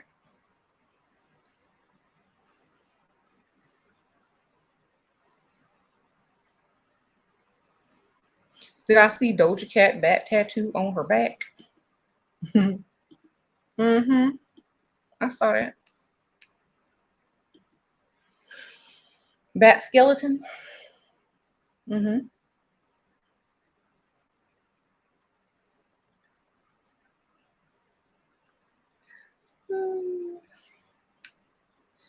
So, how do you find your goddess when you feel like you've made tons of mistakes? Nope. Okay. Either you have to look at it a different way. Did you learn lots of lessons or did you make tons of mistakes? Because if you didn't learn from those mistakes, then you're going to repeat them again. So, did you learn lessons? Did you learn from those mistakes? Then see them as lessons, not mistakes.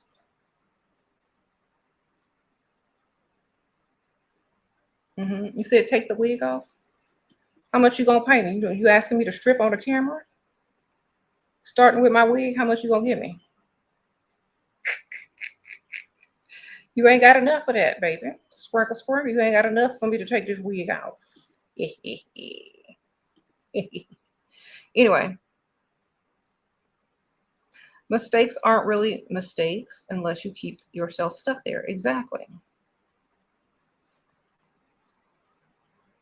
How to step into your goddess energy.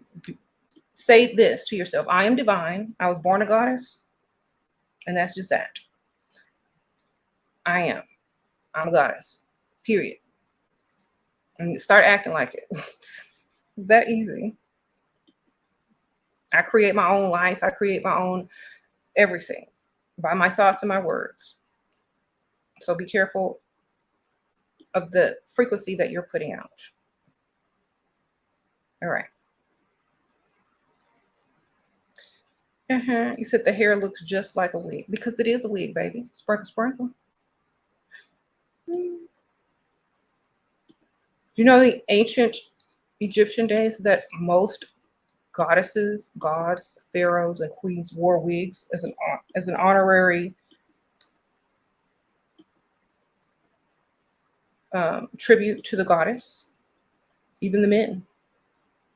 Sprinkle, sprinkle. And another thing, like if y'all don't like how I do my wig, then send me a wig, baby. Sprinkle, sprinkle. Like you can't really get offended when people talk about your hair. Like, I wore this hair today. This was the first wig someone ever sent me, and it's handmade. One of my subscribers made this wig for me, and they did a really interesting job. It was nice. I really liked the hair. And so I like to support my subscribers. And I still have it. you know. I think it was nice of her to send me a very nice wig with very expensive hair. And so I'm gonna wear it. Okay. Sprinkle, sprinkle. Wear both of them, baby. Wear light colors one day, dark colors another day. Switch it up.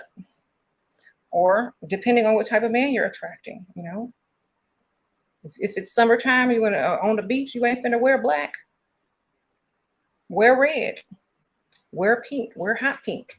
Wear have dark hair. Do dark eyeliner and wear light clothes. Look dark in your face.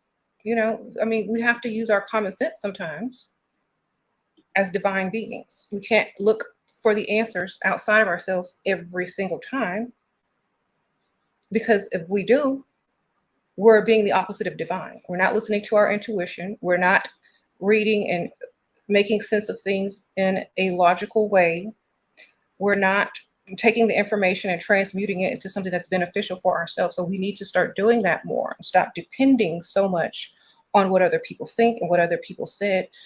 Take the information, transmute it into something that works for you, and let it go from there. Okay, that's what we got to do. You can't just. I'm confused. Divinity is not confused. Make it make sense. That's my way to transmute things. Make it make sense. Thank you. You're absolutely lovely, Shira. I'm 22 and would probably have been a pygmisha if I not have found you at 19. Oh, thank you, Cleo. Sprinkle, sprinkle. Yep. I mean, if anybody got a problem with my wig, I don't know. That's y'all problem. I like this wig, and I'm gonna wear it. All right. Sprinkle, sprinkle.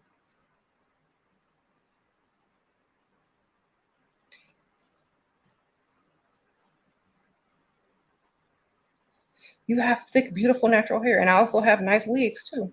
I got both. I got a wig and I got hair. I got options.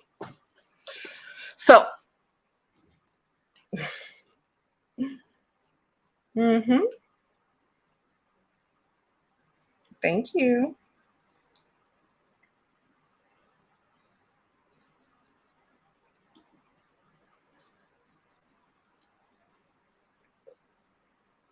Y'all already know there's gonna be trolls in life.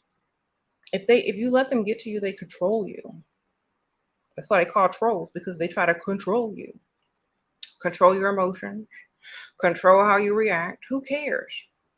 I hope they're getting paid, because if they not, they working for free.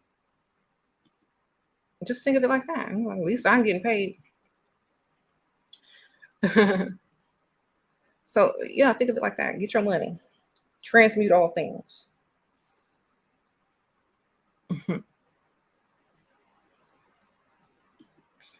How to connect with Lilith.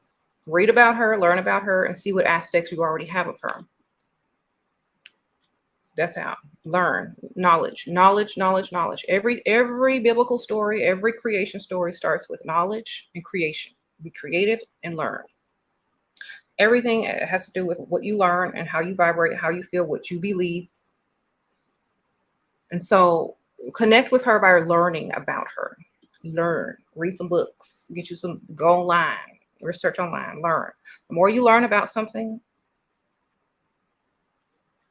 the more you can vibrate that aspect, if that's what you want. Okay.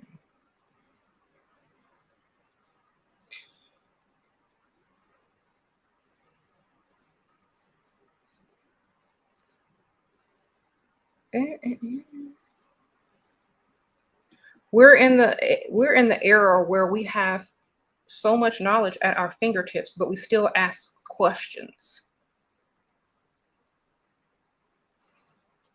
We have so much knowledge at our fingertips. The answers are super duper obvious. The more scientists want to learn about something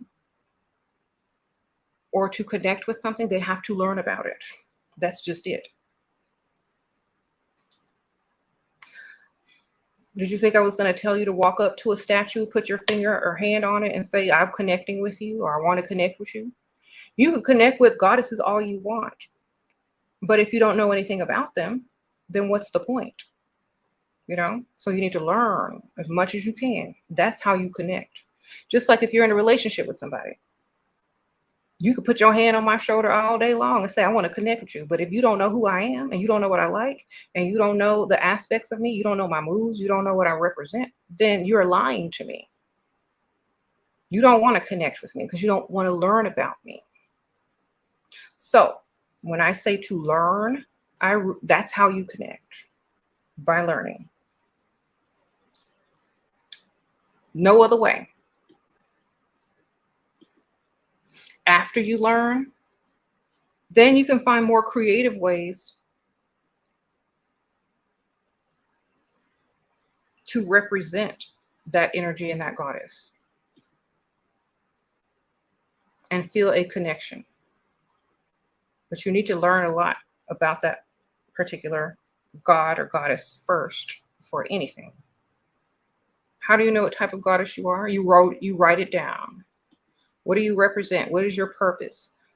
What are your plans? How do you see yourself? How do other people see you? Does it matter? What are you creating in your own world?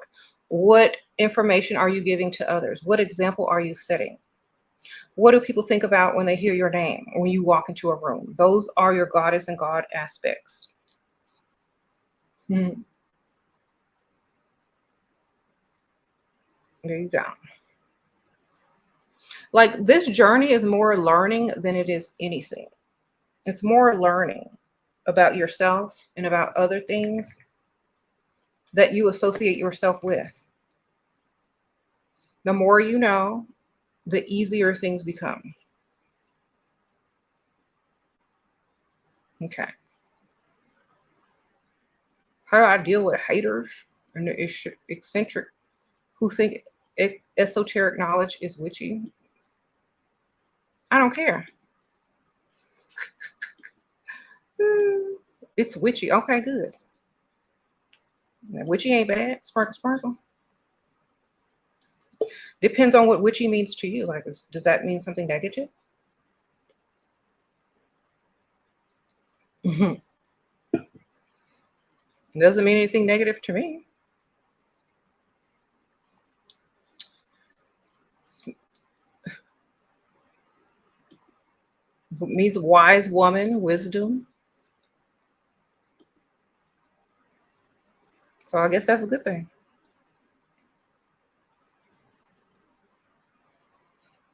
You could say esoteric knowledge rather than necessarily be witchy. You could say occult knowledge, spiritual knowledge. You say whatever you want. Metaphysics, nature.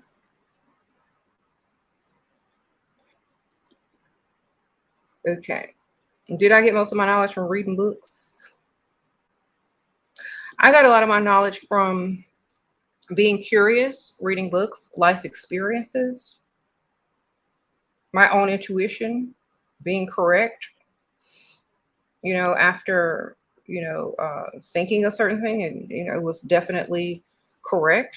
Belief in myself, watching others and making sure I don't make similar mistakes by learning from certain other people's mistakes. And so, yeah, recognizing goddess traits in other people, other, forms of media, movies, books, just being an observant, conscious person, unapologetically. Sprinkle, sprinkle, not caring what people think. Don't care. If someone is in my way, someone wants to make me feel bad about myself, someone says what I'm doing is incorrect or wrong, da da da da da da da. It doesn't matter. It's not my problem. It's their problem. So it doesn't bother me. All right. Yeah, get those licks or sprinkle, sprinkle. Here's the link. Start with phase 1. Here you go.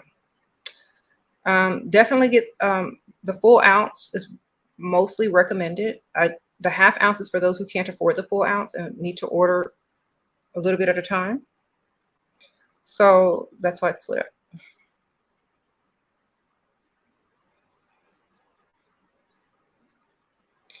Why is it when men spend money on women, they receive more money from the universe? Because they're investing into a creatrix. And so anything you give to a woman definitely multiplies. Sprinkle, sprinkle.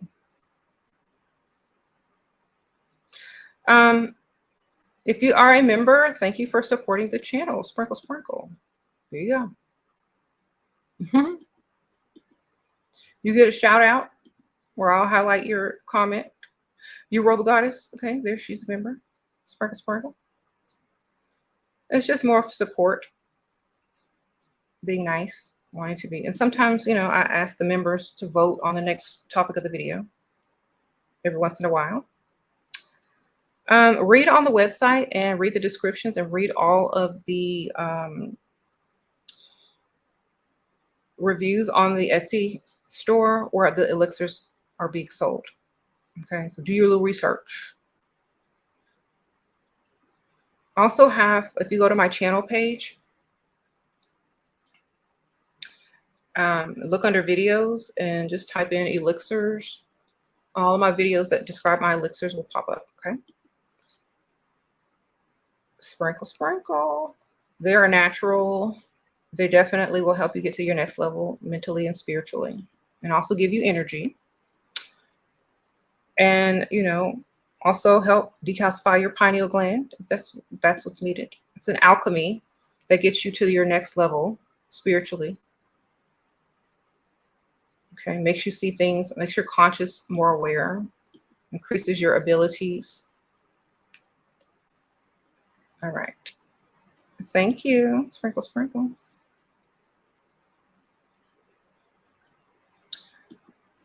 Okay.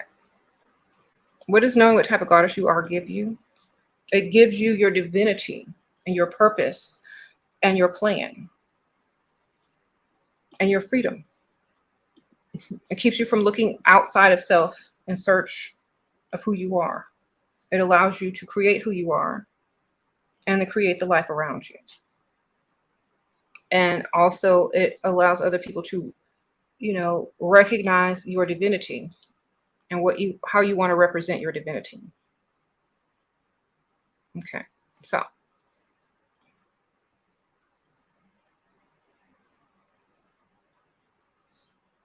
mhm. You said, how would I ask if my children don't want a provider man? My children are going to be rich. Sprinkle, sprinkle. But they're not going to be dating no Dusty. All right. Um,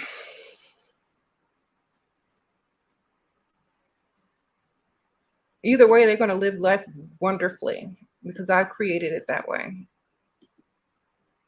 Hmm. My kids are already going to have six figures when they graduate high school. So I set it up that way because I feel like as a goddess,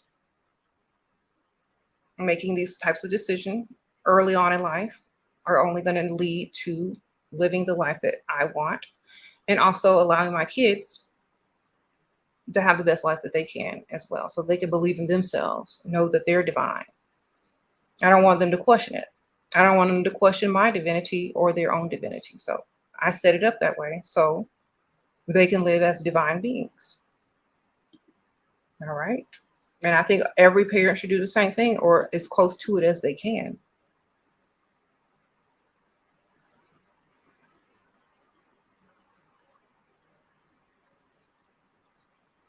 And if we do that for our kids and be an example of what divine is, we never have to question our own divinity again. There are people that have been generations and generations never questioning their own divinity. That's why they can keep flourishing and getting um, the things that they want in life. That's why they continue to prosper because they're born told that you're divine. They know this stuff. And a lot of people are given a Bible and told that they have to worship a divine being. Depending on what families you're born into, what type of knowledge that your parents are giving you, depends on how you start making decisions in your life. That's why I say don't force religion on kids because all you're doing is forcing them to look outside of themselves and give away their own energy and their own divinity to something else. Give it to themselves. Teach your children that they are divine. Period. You force that other stuff down their throat, they become lost.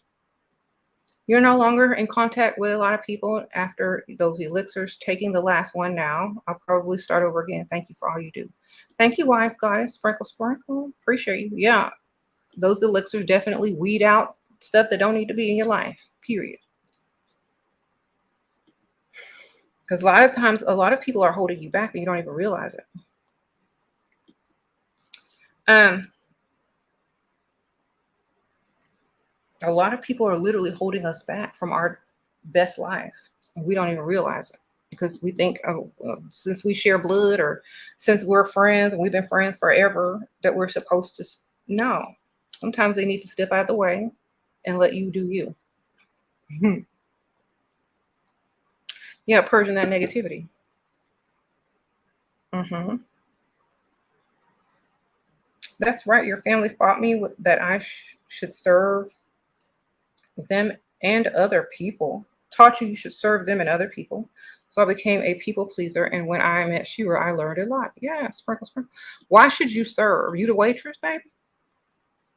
You the servant? You the maid? Is that your title in life?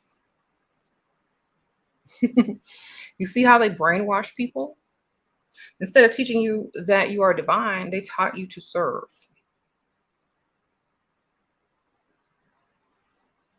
The only thing that the divine serves is knowledge to other people that they are divine.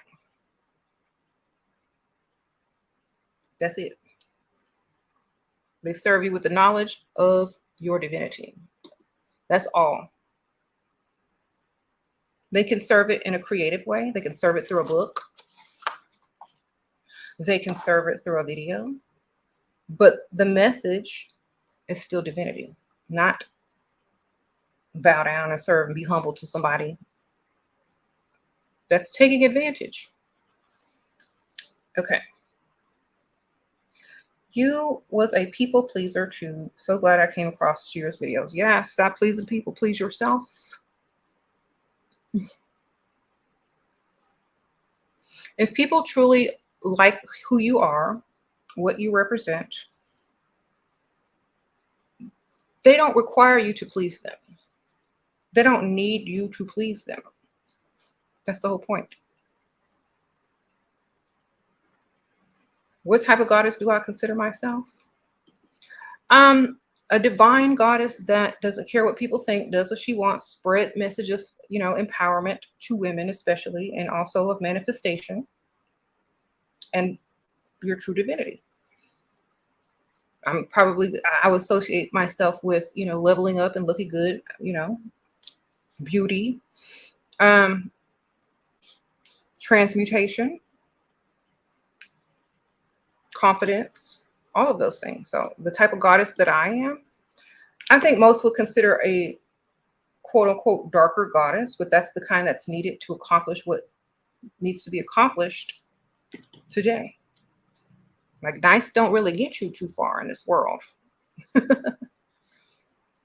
Being a people pleaser doesn't get you too far in this world. If you want action, you want to represent yourself as a divine being, you need to be able to do and live the way you choose to live with no apologies and teach others how to do it too.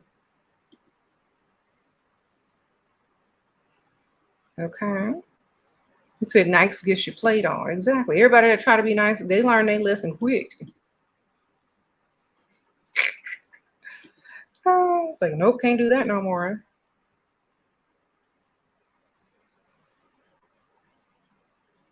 Mm-hmm. You said they were narcissists and they surprised how I had low self-worth and confidence. Yeah. That's why I don't listen to people. Like even as a child, I didn't listen to people. That's how I knew I was born divine. People would say something and I was whatever. I don't do that. That's stupid. Like I was born knowing. Literally, I was born knowing better. Like that don't sound right. You dumb. You believe that. As a 3-year-old, I'm thinking in my mind, y'all stupid. I ain't gonna do that. And that is the voice in my mind at 3 years old to adults. To adults. I was 3 years old and they were, you need to do this, you need to do that, pray this, do that, like this is dumb, this is stupid, this make no sense. Y'all want me to do what? Like I already knew it was not correct. I already knew this was dumb. I'm saying, look, surrounded by a bunch of dummies who can't answer no questions, who don't know nothing, who worshiping is Kenny G painting on the wall. What the heck is this? Nope, this ain't right. I already know. The world that I created, this ain't it. So then I started to realize I knew a little bit more than adults, or at least I felt I did. And so I stopped listening to them and started rolling my eyes. Okay. So religion never took on me, never took, because I was laughing at it from 3 years old. Who was that? Who that man, mama? Who that man? Jesus. Why he got an ugly beard, mama? Why he got a beard? That's God. What's a God? He helped you get to heaven. What about an airplane? What about a rocket? Where is heaven? I don't see the angels. Where they at? They invisible? Okay. So you say whatever I do, he gonna forgive me? All right, then I'm gonna do what I want. Sprinkle, sprinkle. Bye. That was it for me. I was done. Hmm.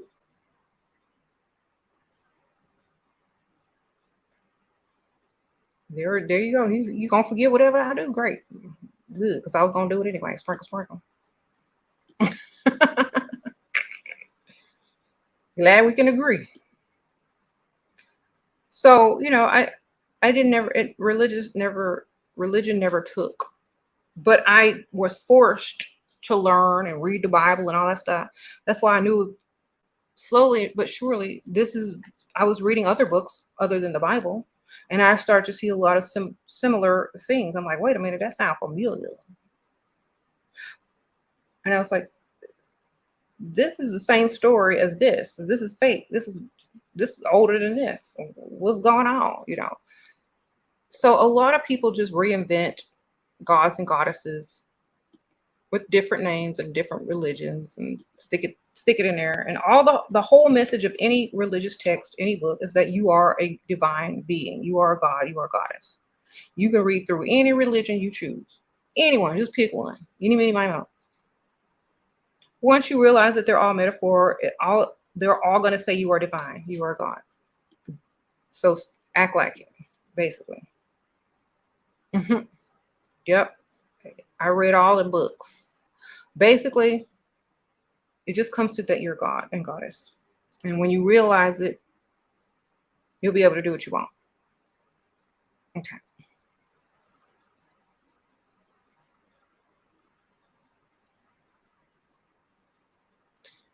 Uh-huh.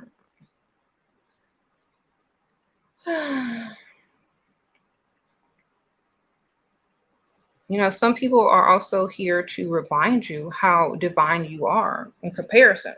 You know what I'm saying? People are also here to remind you of your divinity. Thank you, Sprinkle Sprinkle 20. Do you have affirmations to attract the life you want? Yes. Think about what you want as if you already have it, and then it means it's on the way. Sprinkle, sprinkle. It's very simple. It's not a lot to it. Just imagine having what you want and be in that vibration. Will working with Motivate and help me with my transformation to a higher self, or is it hyped up stone? Also, thank you, Jessica. Sprinkle, sprinkle. Well, when I got some and I slept with it under my pillow, I had some strange dreams. Strange dreams. I think that I still sleep with it close to me, and I think it also helps with lucid dreaming. But I did actually definitely had some interesting dreams, profound energies. Yes. So I would definitely use it if you want, if you want to explore that type of energy. But like I had Moldavite years and years ago, and so definitely some interesting energy. Mhm.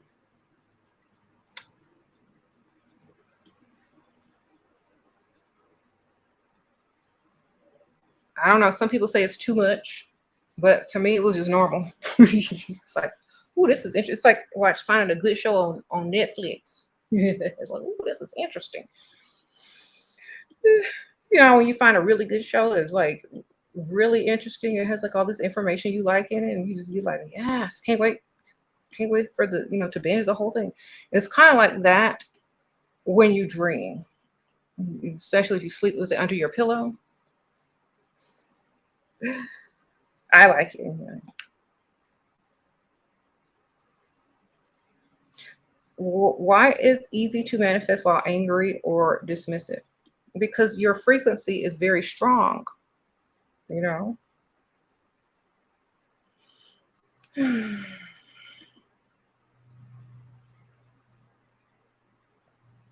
Like that's how I manifested, my lifestyle out of frustration and anger from working. It's like I'm not working anymore. I'm never gonna work again. I'm just gonna find me a sugar daddy. I'm manifesting a man to take care of me. Period. I was packing up my box as I was leaving my last place of employment. That's and I manifested while I was packing in the box. 2 weeks later, ain't had to work no more. Oh, thank you, Sprinkle Sprinkle. No shade. Jesus led me to you. Sprinkle Sprinkle. Well, I don't say that Jesus is a bad person as far as the story of Jesus. Jesus is the one that said, "Ye are gods." Sprinkle Sprinkle is everyone else that wanted you to look outside of yourself. Everybody else was confused, walking around, still following him, but still confused. Only a few people realized what he said in the Bible. And everybody else was still blasphemy. You are not God. You are not the Son of God. You lie. Stop all that lying. So everything else was looking outside of self. And Jesus is the one that said, I am not separate from the Father, and ye are gods, whatever. So that's what you got. We are all that way, not just him, but everybody that realizes it and wakes up. Okay.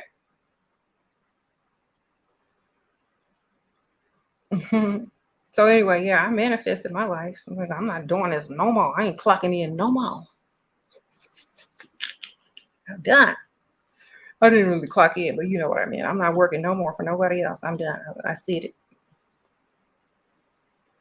And at that time, at that age, when I was like 22, I mean, that's what you're going to manifest. Somebody come take care of me. And that's what happened.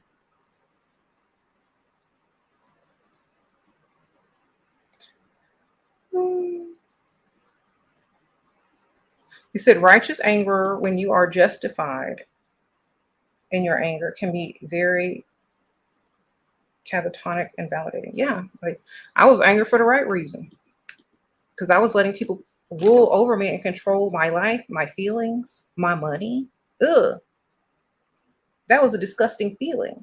That was and then especially when they try to snatch it from you because they don't, because they want to treat you any kind of way and think it's okay.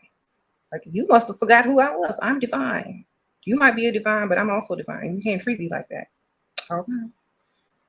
And the best revenge, you don't even have to do nothing. I had the best revenge on that boss. Yes. Y'all want to hear about my best revenge story? I think I told it before. So I was working for a funeral home. I had a female boss. She was really nasty towards me. Anyway, so basically I ended up taking a 2-hour lunch. I came back because I was planning on quitting, and she tried to fire me before I quit because I was tired of her attitude. She didn't like me. She was jealous, something. I don't know. Anyway, I ended up packing my bag, my little box, and manifesting, you know what? I'm not going to work for nobody no more. I'm going to get me a sugar daddy, period. So years later, after getting married, having kids, all that, James, one of his friends died, or his acquaintances. He wasn't really close, but he was invited to the funeral. And his friend was very rich. He was an architect, and he built schools and all this kind of stuff around, the city of Houston. And we were invited to his funeral. And so we get to the funeral, we get to the church, we go into the church, sit down in the VIP section. And there are like well-known people here, well-known speakers, from DC and Congress and all this kind of stuff, And they're speaking at the funeral, and we get to sit in the VIP section. And guess who is conducting the funeral? My old boss.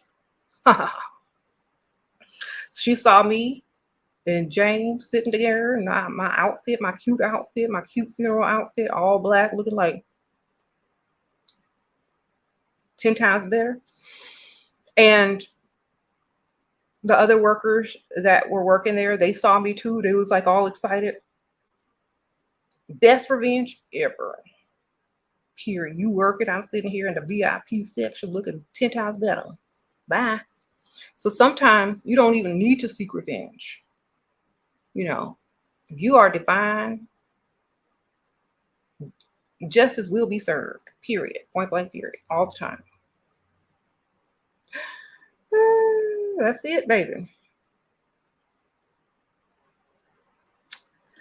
I might sprinkle, sprinkle. I might do that, girl. Yes. I have some on my other channels, but thank you for the donation. Sometimes you just got to live your life and keep moving into the direction that you're trying to create, and everything will be fine. Just trust yourself and make smart decisions, not dumb decisions. Smart, smart, smart, smart. If you're divine, that means you're wise. You have wisdom and you can think. So use that. Could Lilith be giving me a tingling energy? Sparkle, sparkle. If you believe it, it could be your phone, could be your computer. It could be if you're taking my elixirs, it could be that too. Could be something you ate. I feel like when we vibrate at a certain frequency, we may feel a tingling. So whatever is making you vibrate on a high frequency, that's what it is. So it could be crystals, whatever it is you're using to help you vibrate. It just could be positive thinking. It could be something that makes you feel good about yourself, or it could just be, anything that makes you feel more confident. Thank you, Sandra, for getting the elixirs. Appreciate you. All right. So focus on becoming source energy, becoming divine, creating the life that you want. Y'all get this book. It's on Amazon. It's also linked in the description bar. This will teach you how to become your divine self and create the life that you want. Easy. Okay. Do you believe in God or source? I believe I am God and source, just like everyone else is. Sprinkle, sprinkle.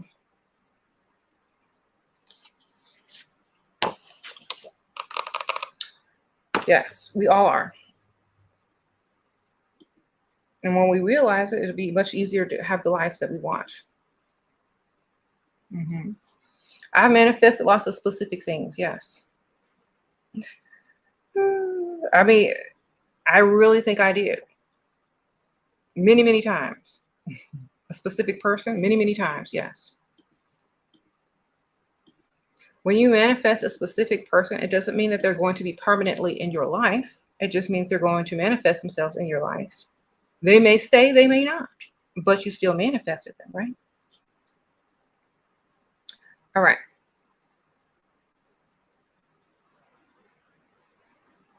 So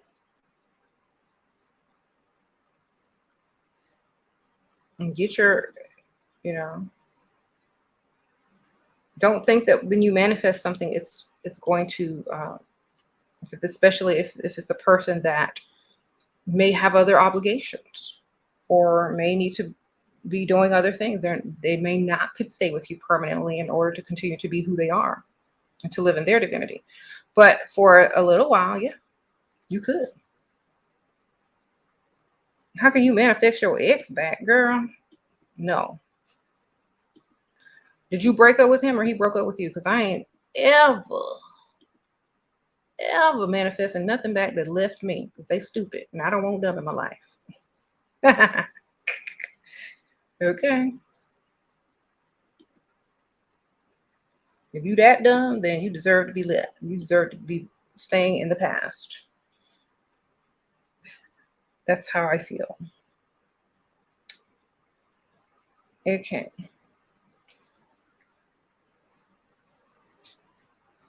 Sprinkle, sprinkle.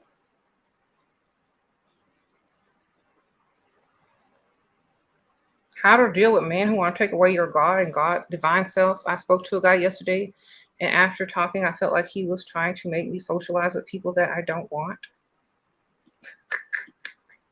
You got to turn on your fake face, baby. You got to be so fake that they don't even want to deal with you. If you don't like people, be the super fakest version of yourself so they don't like you, and so you don't ever have to hang around them ever again. Turn it all the way up. Turn your fakeness all the way up and deal with that, and then they won't want to deal with you. You're like, she's fake. Oh, yeah, exactly. And leave me alone.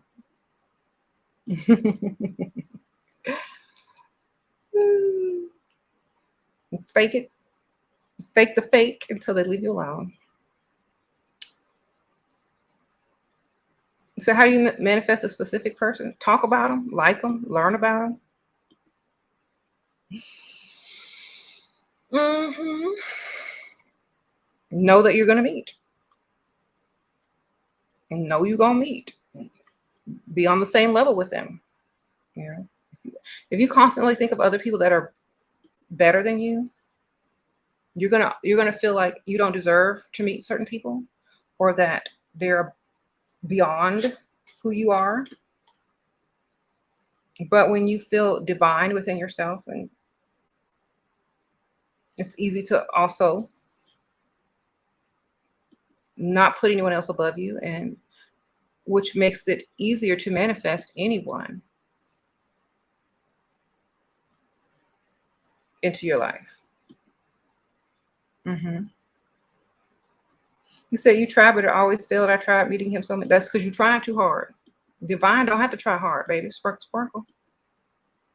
Divine know, and divine goddesses already know, and they don't try so hard. They just say it, and when it happens, it happens.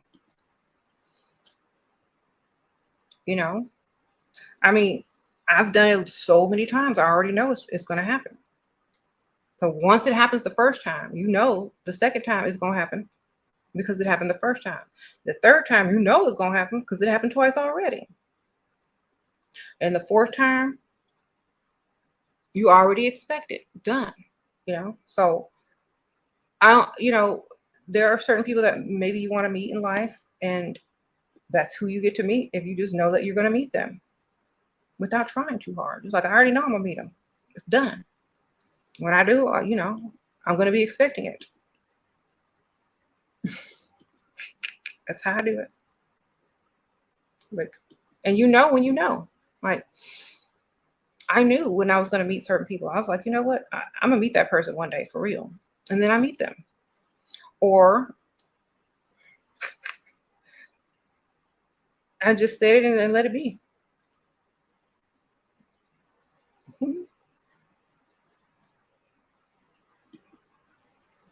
And stop trying so hard.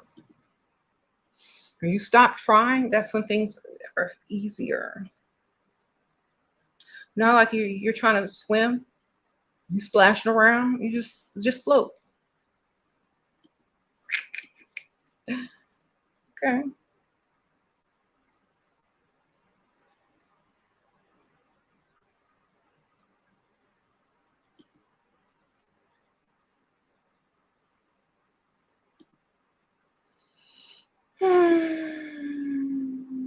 You say you 21, got your heart broken, you don't want to date nobody anymore for feelings anymore. Good for you. Sprinkle, sprinkle.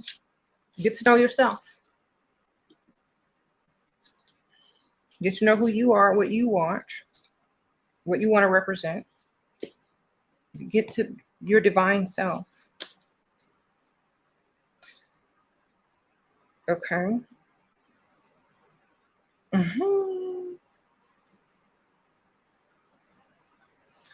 Sorry, those elixirs are only for US only because they're liquid, and shipping is terrible with customs. So, I mean, if you know someone in America that can ship it for you, order it and ship it for you, it might be easier than my drop ship company because they have too many issues shipping overseas. Oh, Steph, you've manifested things in the past. I know it can happen, but lately I've been doubtful. I want to manifest quitting my dusty job.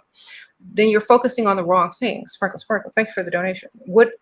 Quitting a job is easy because all you have to do is not come in. That's not what you're manifesting. Okay. When you manifest something, something needs to manifest into the physical. So what are you manifesting? A lot of us are manifesting incorrect. That's why if you read this book, you need to understand what it is you're manifesting. Because you can walk in today and quit and bam, done. So what exactly did you manifest? Because you have the free will to quit your job at any time. You don't need to manifest for that. What are you really manifesting? Focus on that. So, for example, like I said earlier, when I was quitting my job, I wasn't manifesting another job. I wasn't manifesting anything. I was manifesting so I never had to work again, period, unless I wanted to. So, think about what you're manifesting.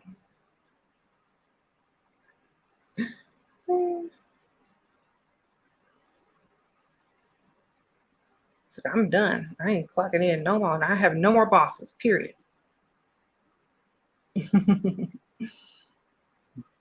Because I already knew if I had to have any other boss, I'm not going to be able to do it. I'm not going to be able to do it. I don't like not feeling in control of my own life. That's why I couldn't have a boss. After a certain age, I was done. What's your thoughts on messages through dreams? Decode them. Sprinkle, sprinkle. Look up all the symbols in your dreams and what they mean symbolically, and you will have the meaning. All right. And how they make you feel. He says you quit your job with no problem. All right.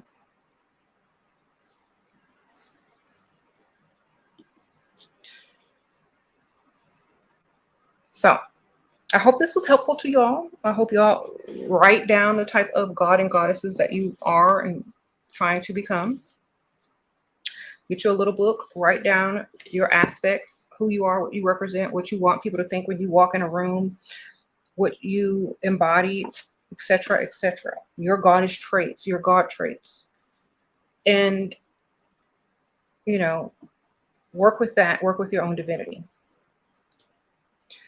We come to a time where we can study all the gods and goddesses, we can study all the occult knowledge, but when we reach self-actualization, that's literally what it means, becoming divine, knowing your divinity, self-actualization, ascension to your divinity. Okay? So when you get to that point, you're going to be able to create the life that you want. All right. Stop looking outside of yourself. Stop looking for other people's approval. Gods and goddesses do not need approval. They approve of themselves, period. Okay. Take your power and become divine. It may take a little longer for some of you guys, especially if y'all are young and very influential or easily influenced, I should say. If you're easily influenced, the best way to transmute that is to start learning more and learn to the fact to where you can influence. Learn to the point, to where you can influence. Take your power back.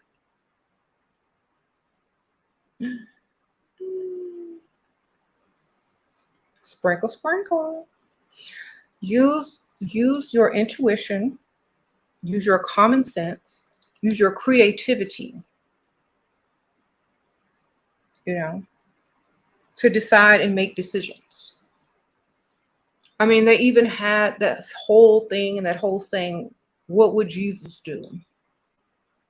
Because that's the only person that reached their divinity in whatever, Christian or religion that most people who are Christian know. So they always compared their decision making to what would Jesus do, right? So instead of saying Jesus, maybe find another god or goddess that you associate with closely and say, what would this type of god do? What would this goddess do?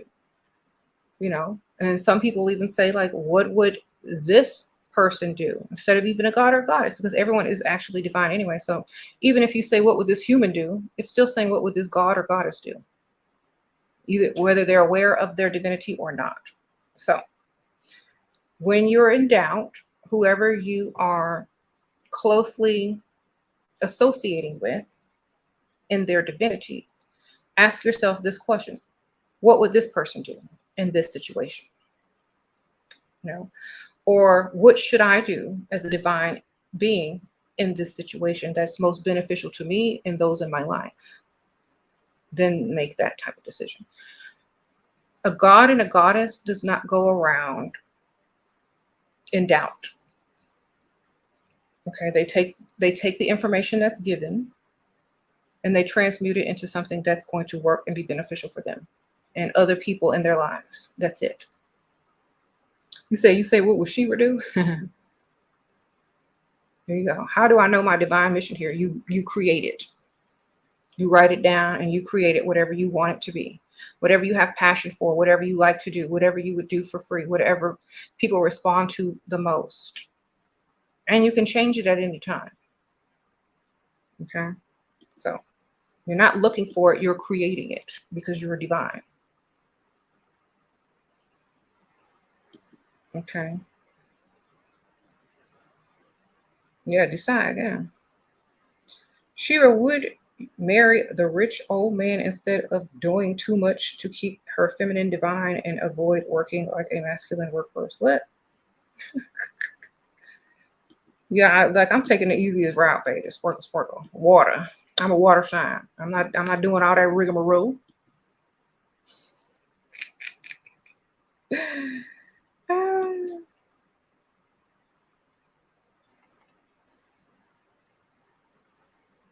Do I think there are good men out there?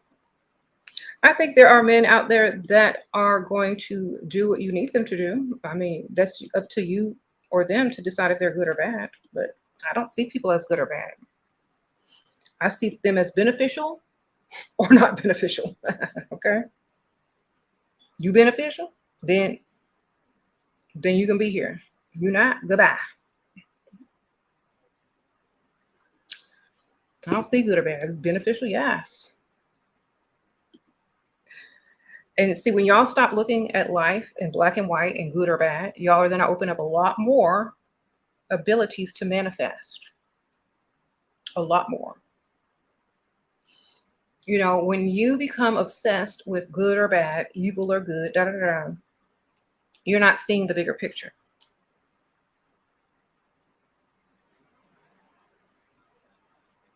Okay. What is beneficial to you and the people in your life? That's all you need to think about.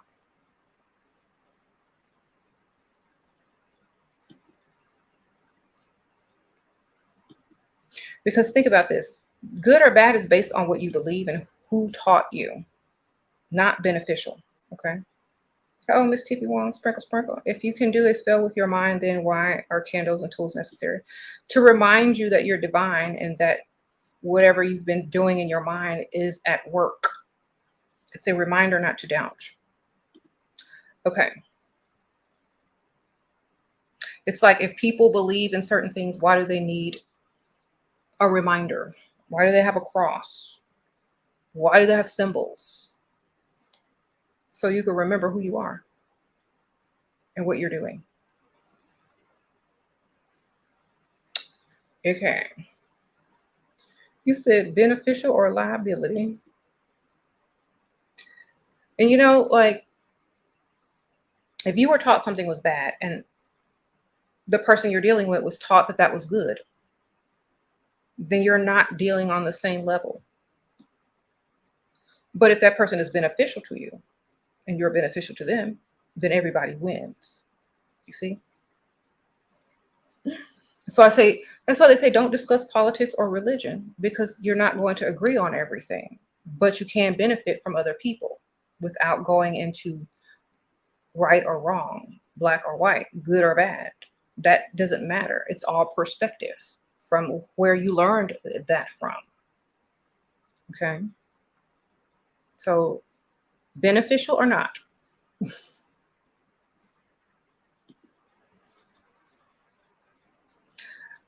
If you want to go deeper and say, okay, well, you have your own moral values, that's personal, yes, then you can go by that. But you can't look at everything as black and white. You have to look at it in a deeper way. Okay. So that's the golden rule. Exactly. So make it make sense. Make it make sense.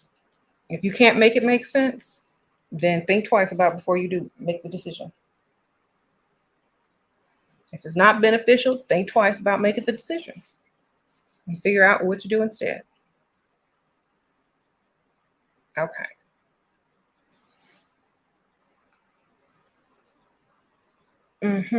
So get into your divinity, know thyself, know who you are, live like that every day, walk and talk as a divine god or goddess.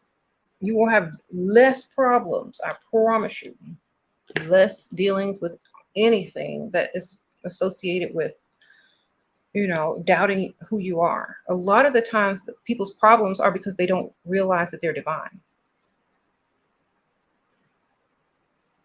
Okay.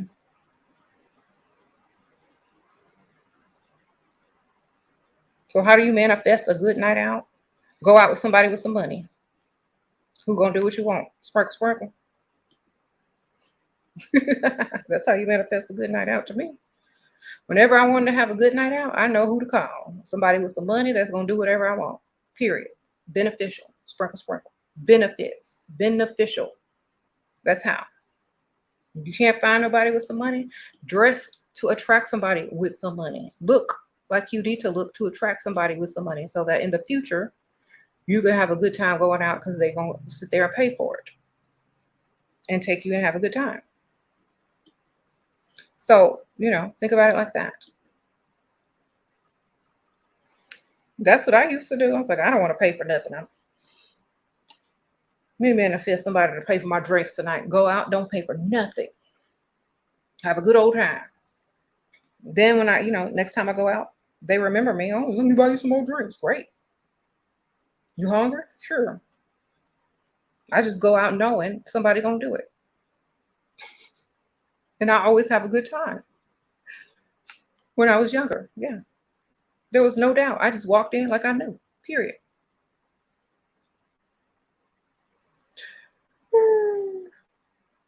Okay, y'all like my lipstick? This is coming soon to the Level Up Cosmetics collection. It's in the process of being created.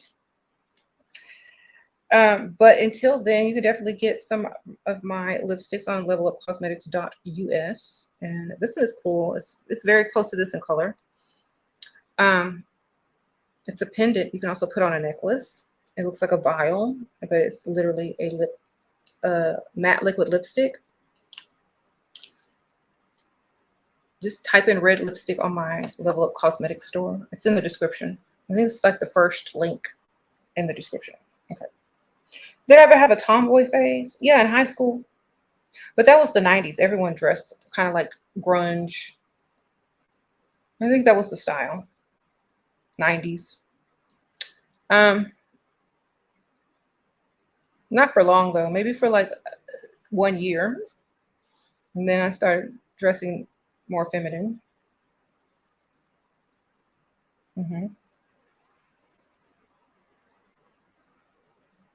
Thank you.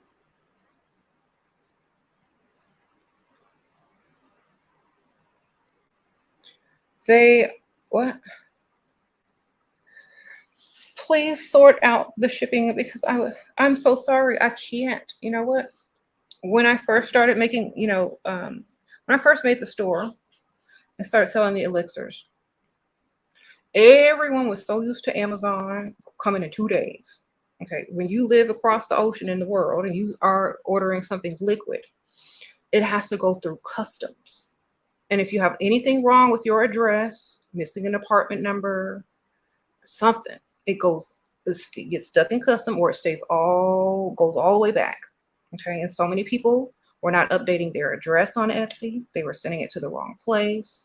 It would get stuck in customs. People were upset, demanding refunds because their stuff ain't made it yet because they put the wrong address or they didn't up. So I just said, no more. I took control of that situation and said, I can't deal with people not creating the correct address and being frustrated at the process of customs and how long something liquid takes to get overseas. And so I said no more overseas because there was too much issue, too much trouble. And still today, even you guys who are ordering from the United States, email me every day. I put the wrong address. Can you change it? And I use a drop ship company. And so literally what I have to do is I have to write my drop ship company before they mail it out. And hopefully I catch them in time to fix the address or whatever, because the person did not check on that before they hit the send button or order. So if you're going to order my elixirs, please double check your address before you do anything and update it in the system and everything. Make sure it is correct because you'll get your stuff a lot faster. But I can't do overseas anymore. So my best option is to find someone in the US that you know, have them order it and then ship it to you. Okay. Sprinkle sprinkle. I'm sorry. I just had to stop doing it because it was too much of an issue. And I don't blame anyone. I mean, everybody makes mistakes, but it was becoming too much. Sprinkle sprinkle. Any advice on healing your mother's feminine energy and providing her with herbal healing baths and feminine clothes? But what else could I do? What goddess should she refer to? She hates her mom. Thank you. I think I don't know how old you are, but a lot of women in that generation had to grow up in harsh conditions and literally be very masculine, and they don't know how to rest in their feminine. You know, I would take something masculine, an activity that's masculine, that translates to feminine. Like if she likes being outside and being rough, have her make a garden. I mean, if you think about it, it's very feminine because you're planting flowers, you're watering, you know, maybe being creative in a certain way. But I would like sometimes you can't take that out of a person and make them more feminine if they've been masculine their entire life. Maybe you can find a goddess that is very masculine that can help her in some aspects. But I would definitely not try to transform someone because it's impossible. That would be like trying to transform a very feminine woman into a masculine woman after she's been that way in her entire life. So you have to ease into it. But I would definitely say gardening is very interesting because different plants and flowers that you plant are masculine and feminine. And those energies that you get from certain plants, herbs, and flowers, by growing them as a creator, as like, you know, a healer, as a mother, you're mothering those plants. You know, it's going to give you some of your divine feminine back. So have her make a garden. Okay. Create a garden. Or even if it's on a windowsill, it helps you to nurture something, to grow something. All right. And then the results are beautiful plants and flowers. Mm-hmm. He says, true, because your mother says that works, relaxes her. And you're like, what? Like, girl, rest, let's go to spa. So, sometimes feminine for some women is not spa, but physical work, you know, that results in beauty, like a garden. No, I do it all. I got a garden. I like to go to the spa, get my nails done. I like to do my makeup. I like to do it all. But some people are more, you know, physical than they are like, you know, girly.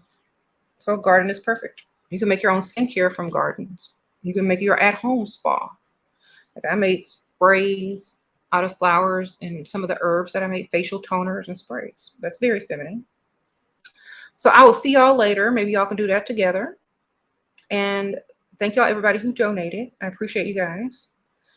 May you find your divine selves and walk that way, make decisions that way, and stop depending on, you know, what other people think about you, and just be who you are. All right. I'll see y'all later. Bye.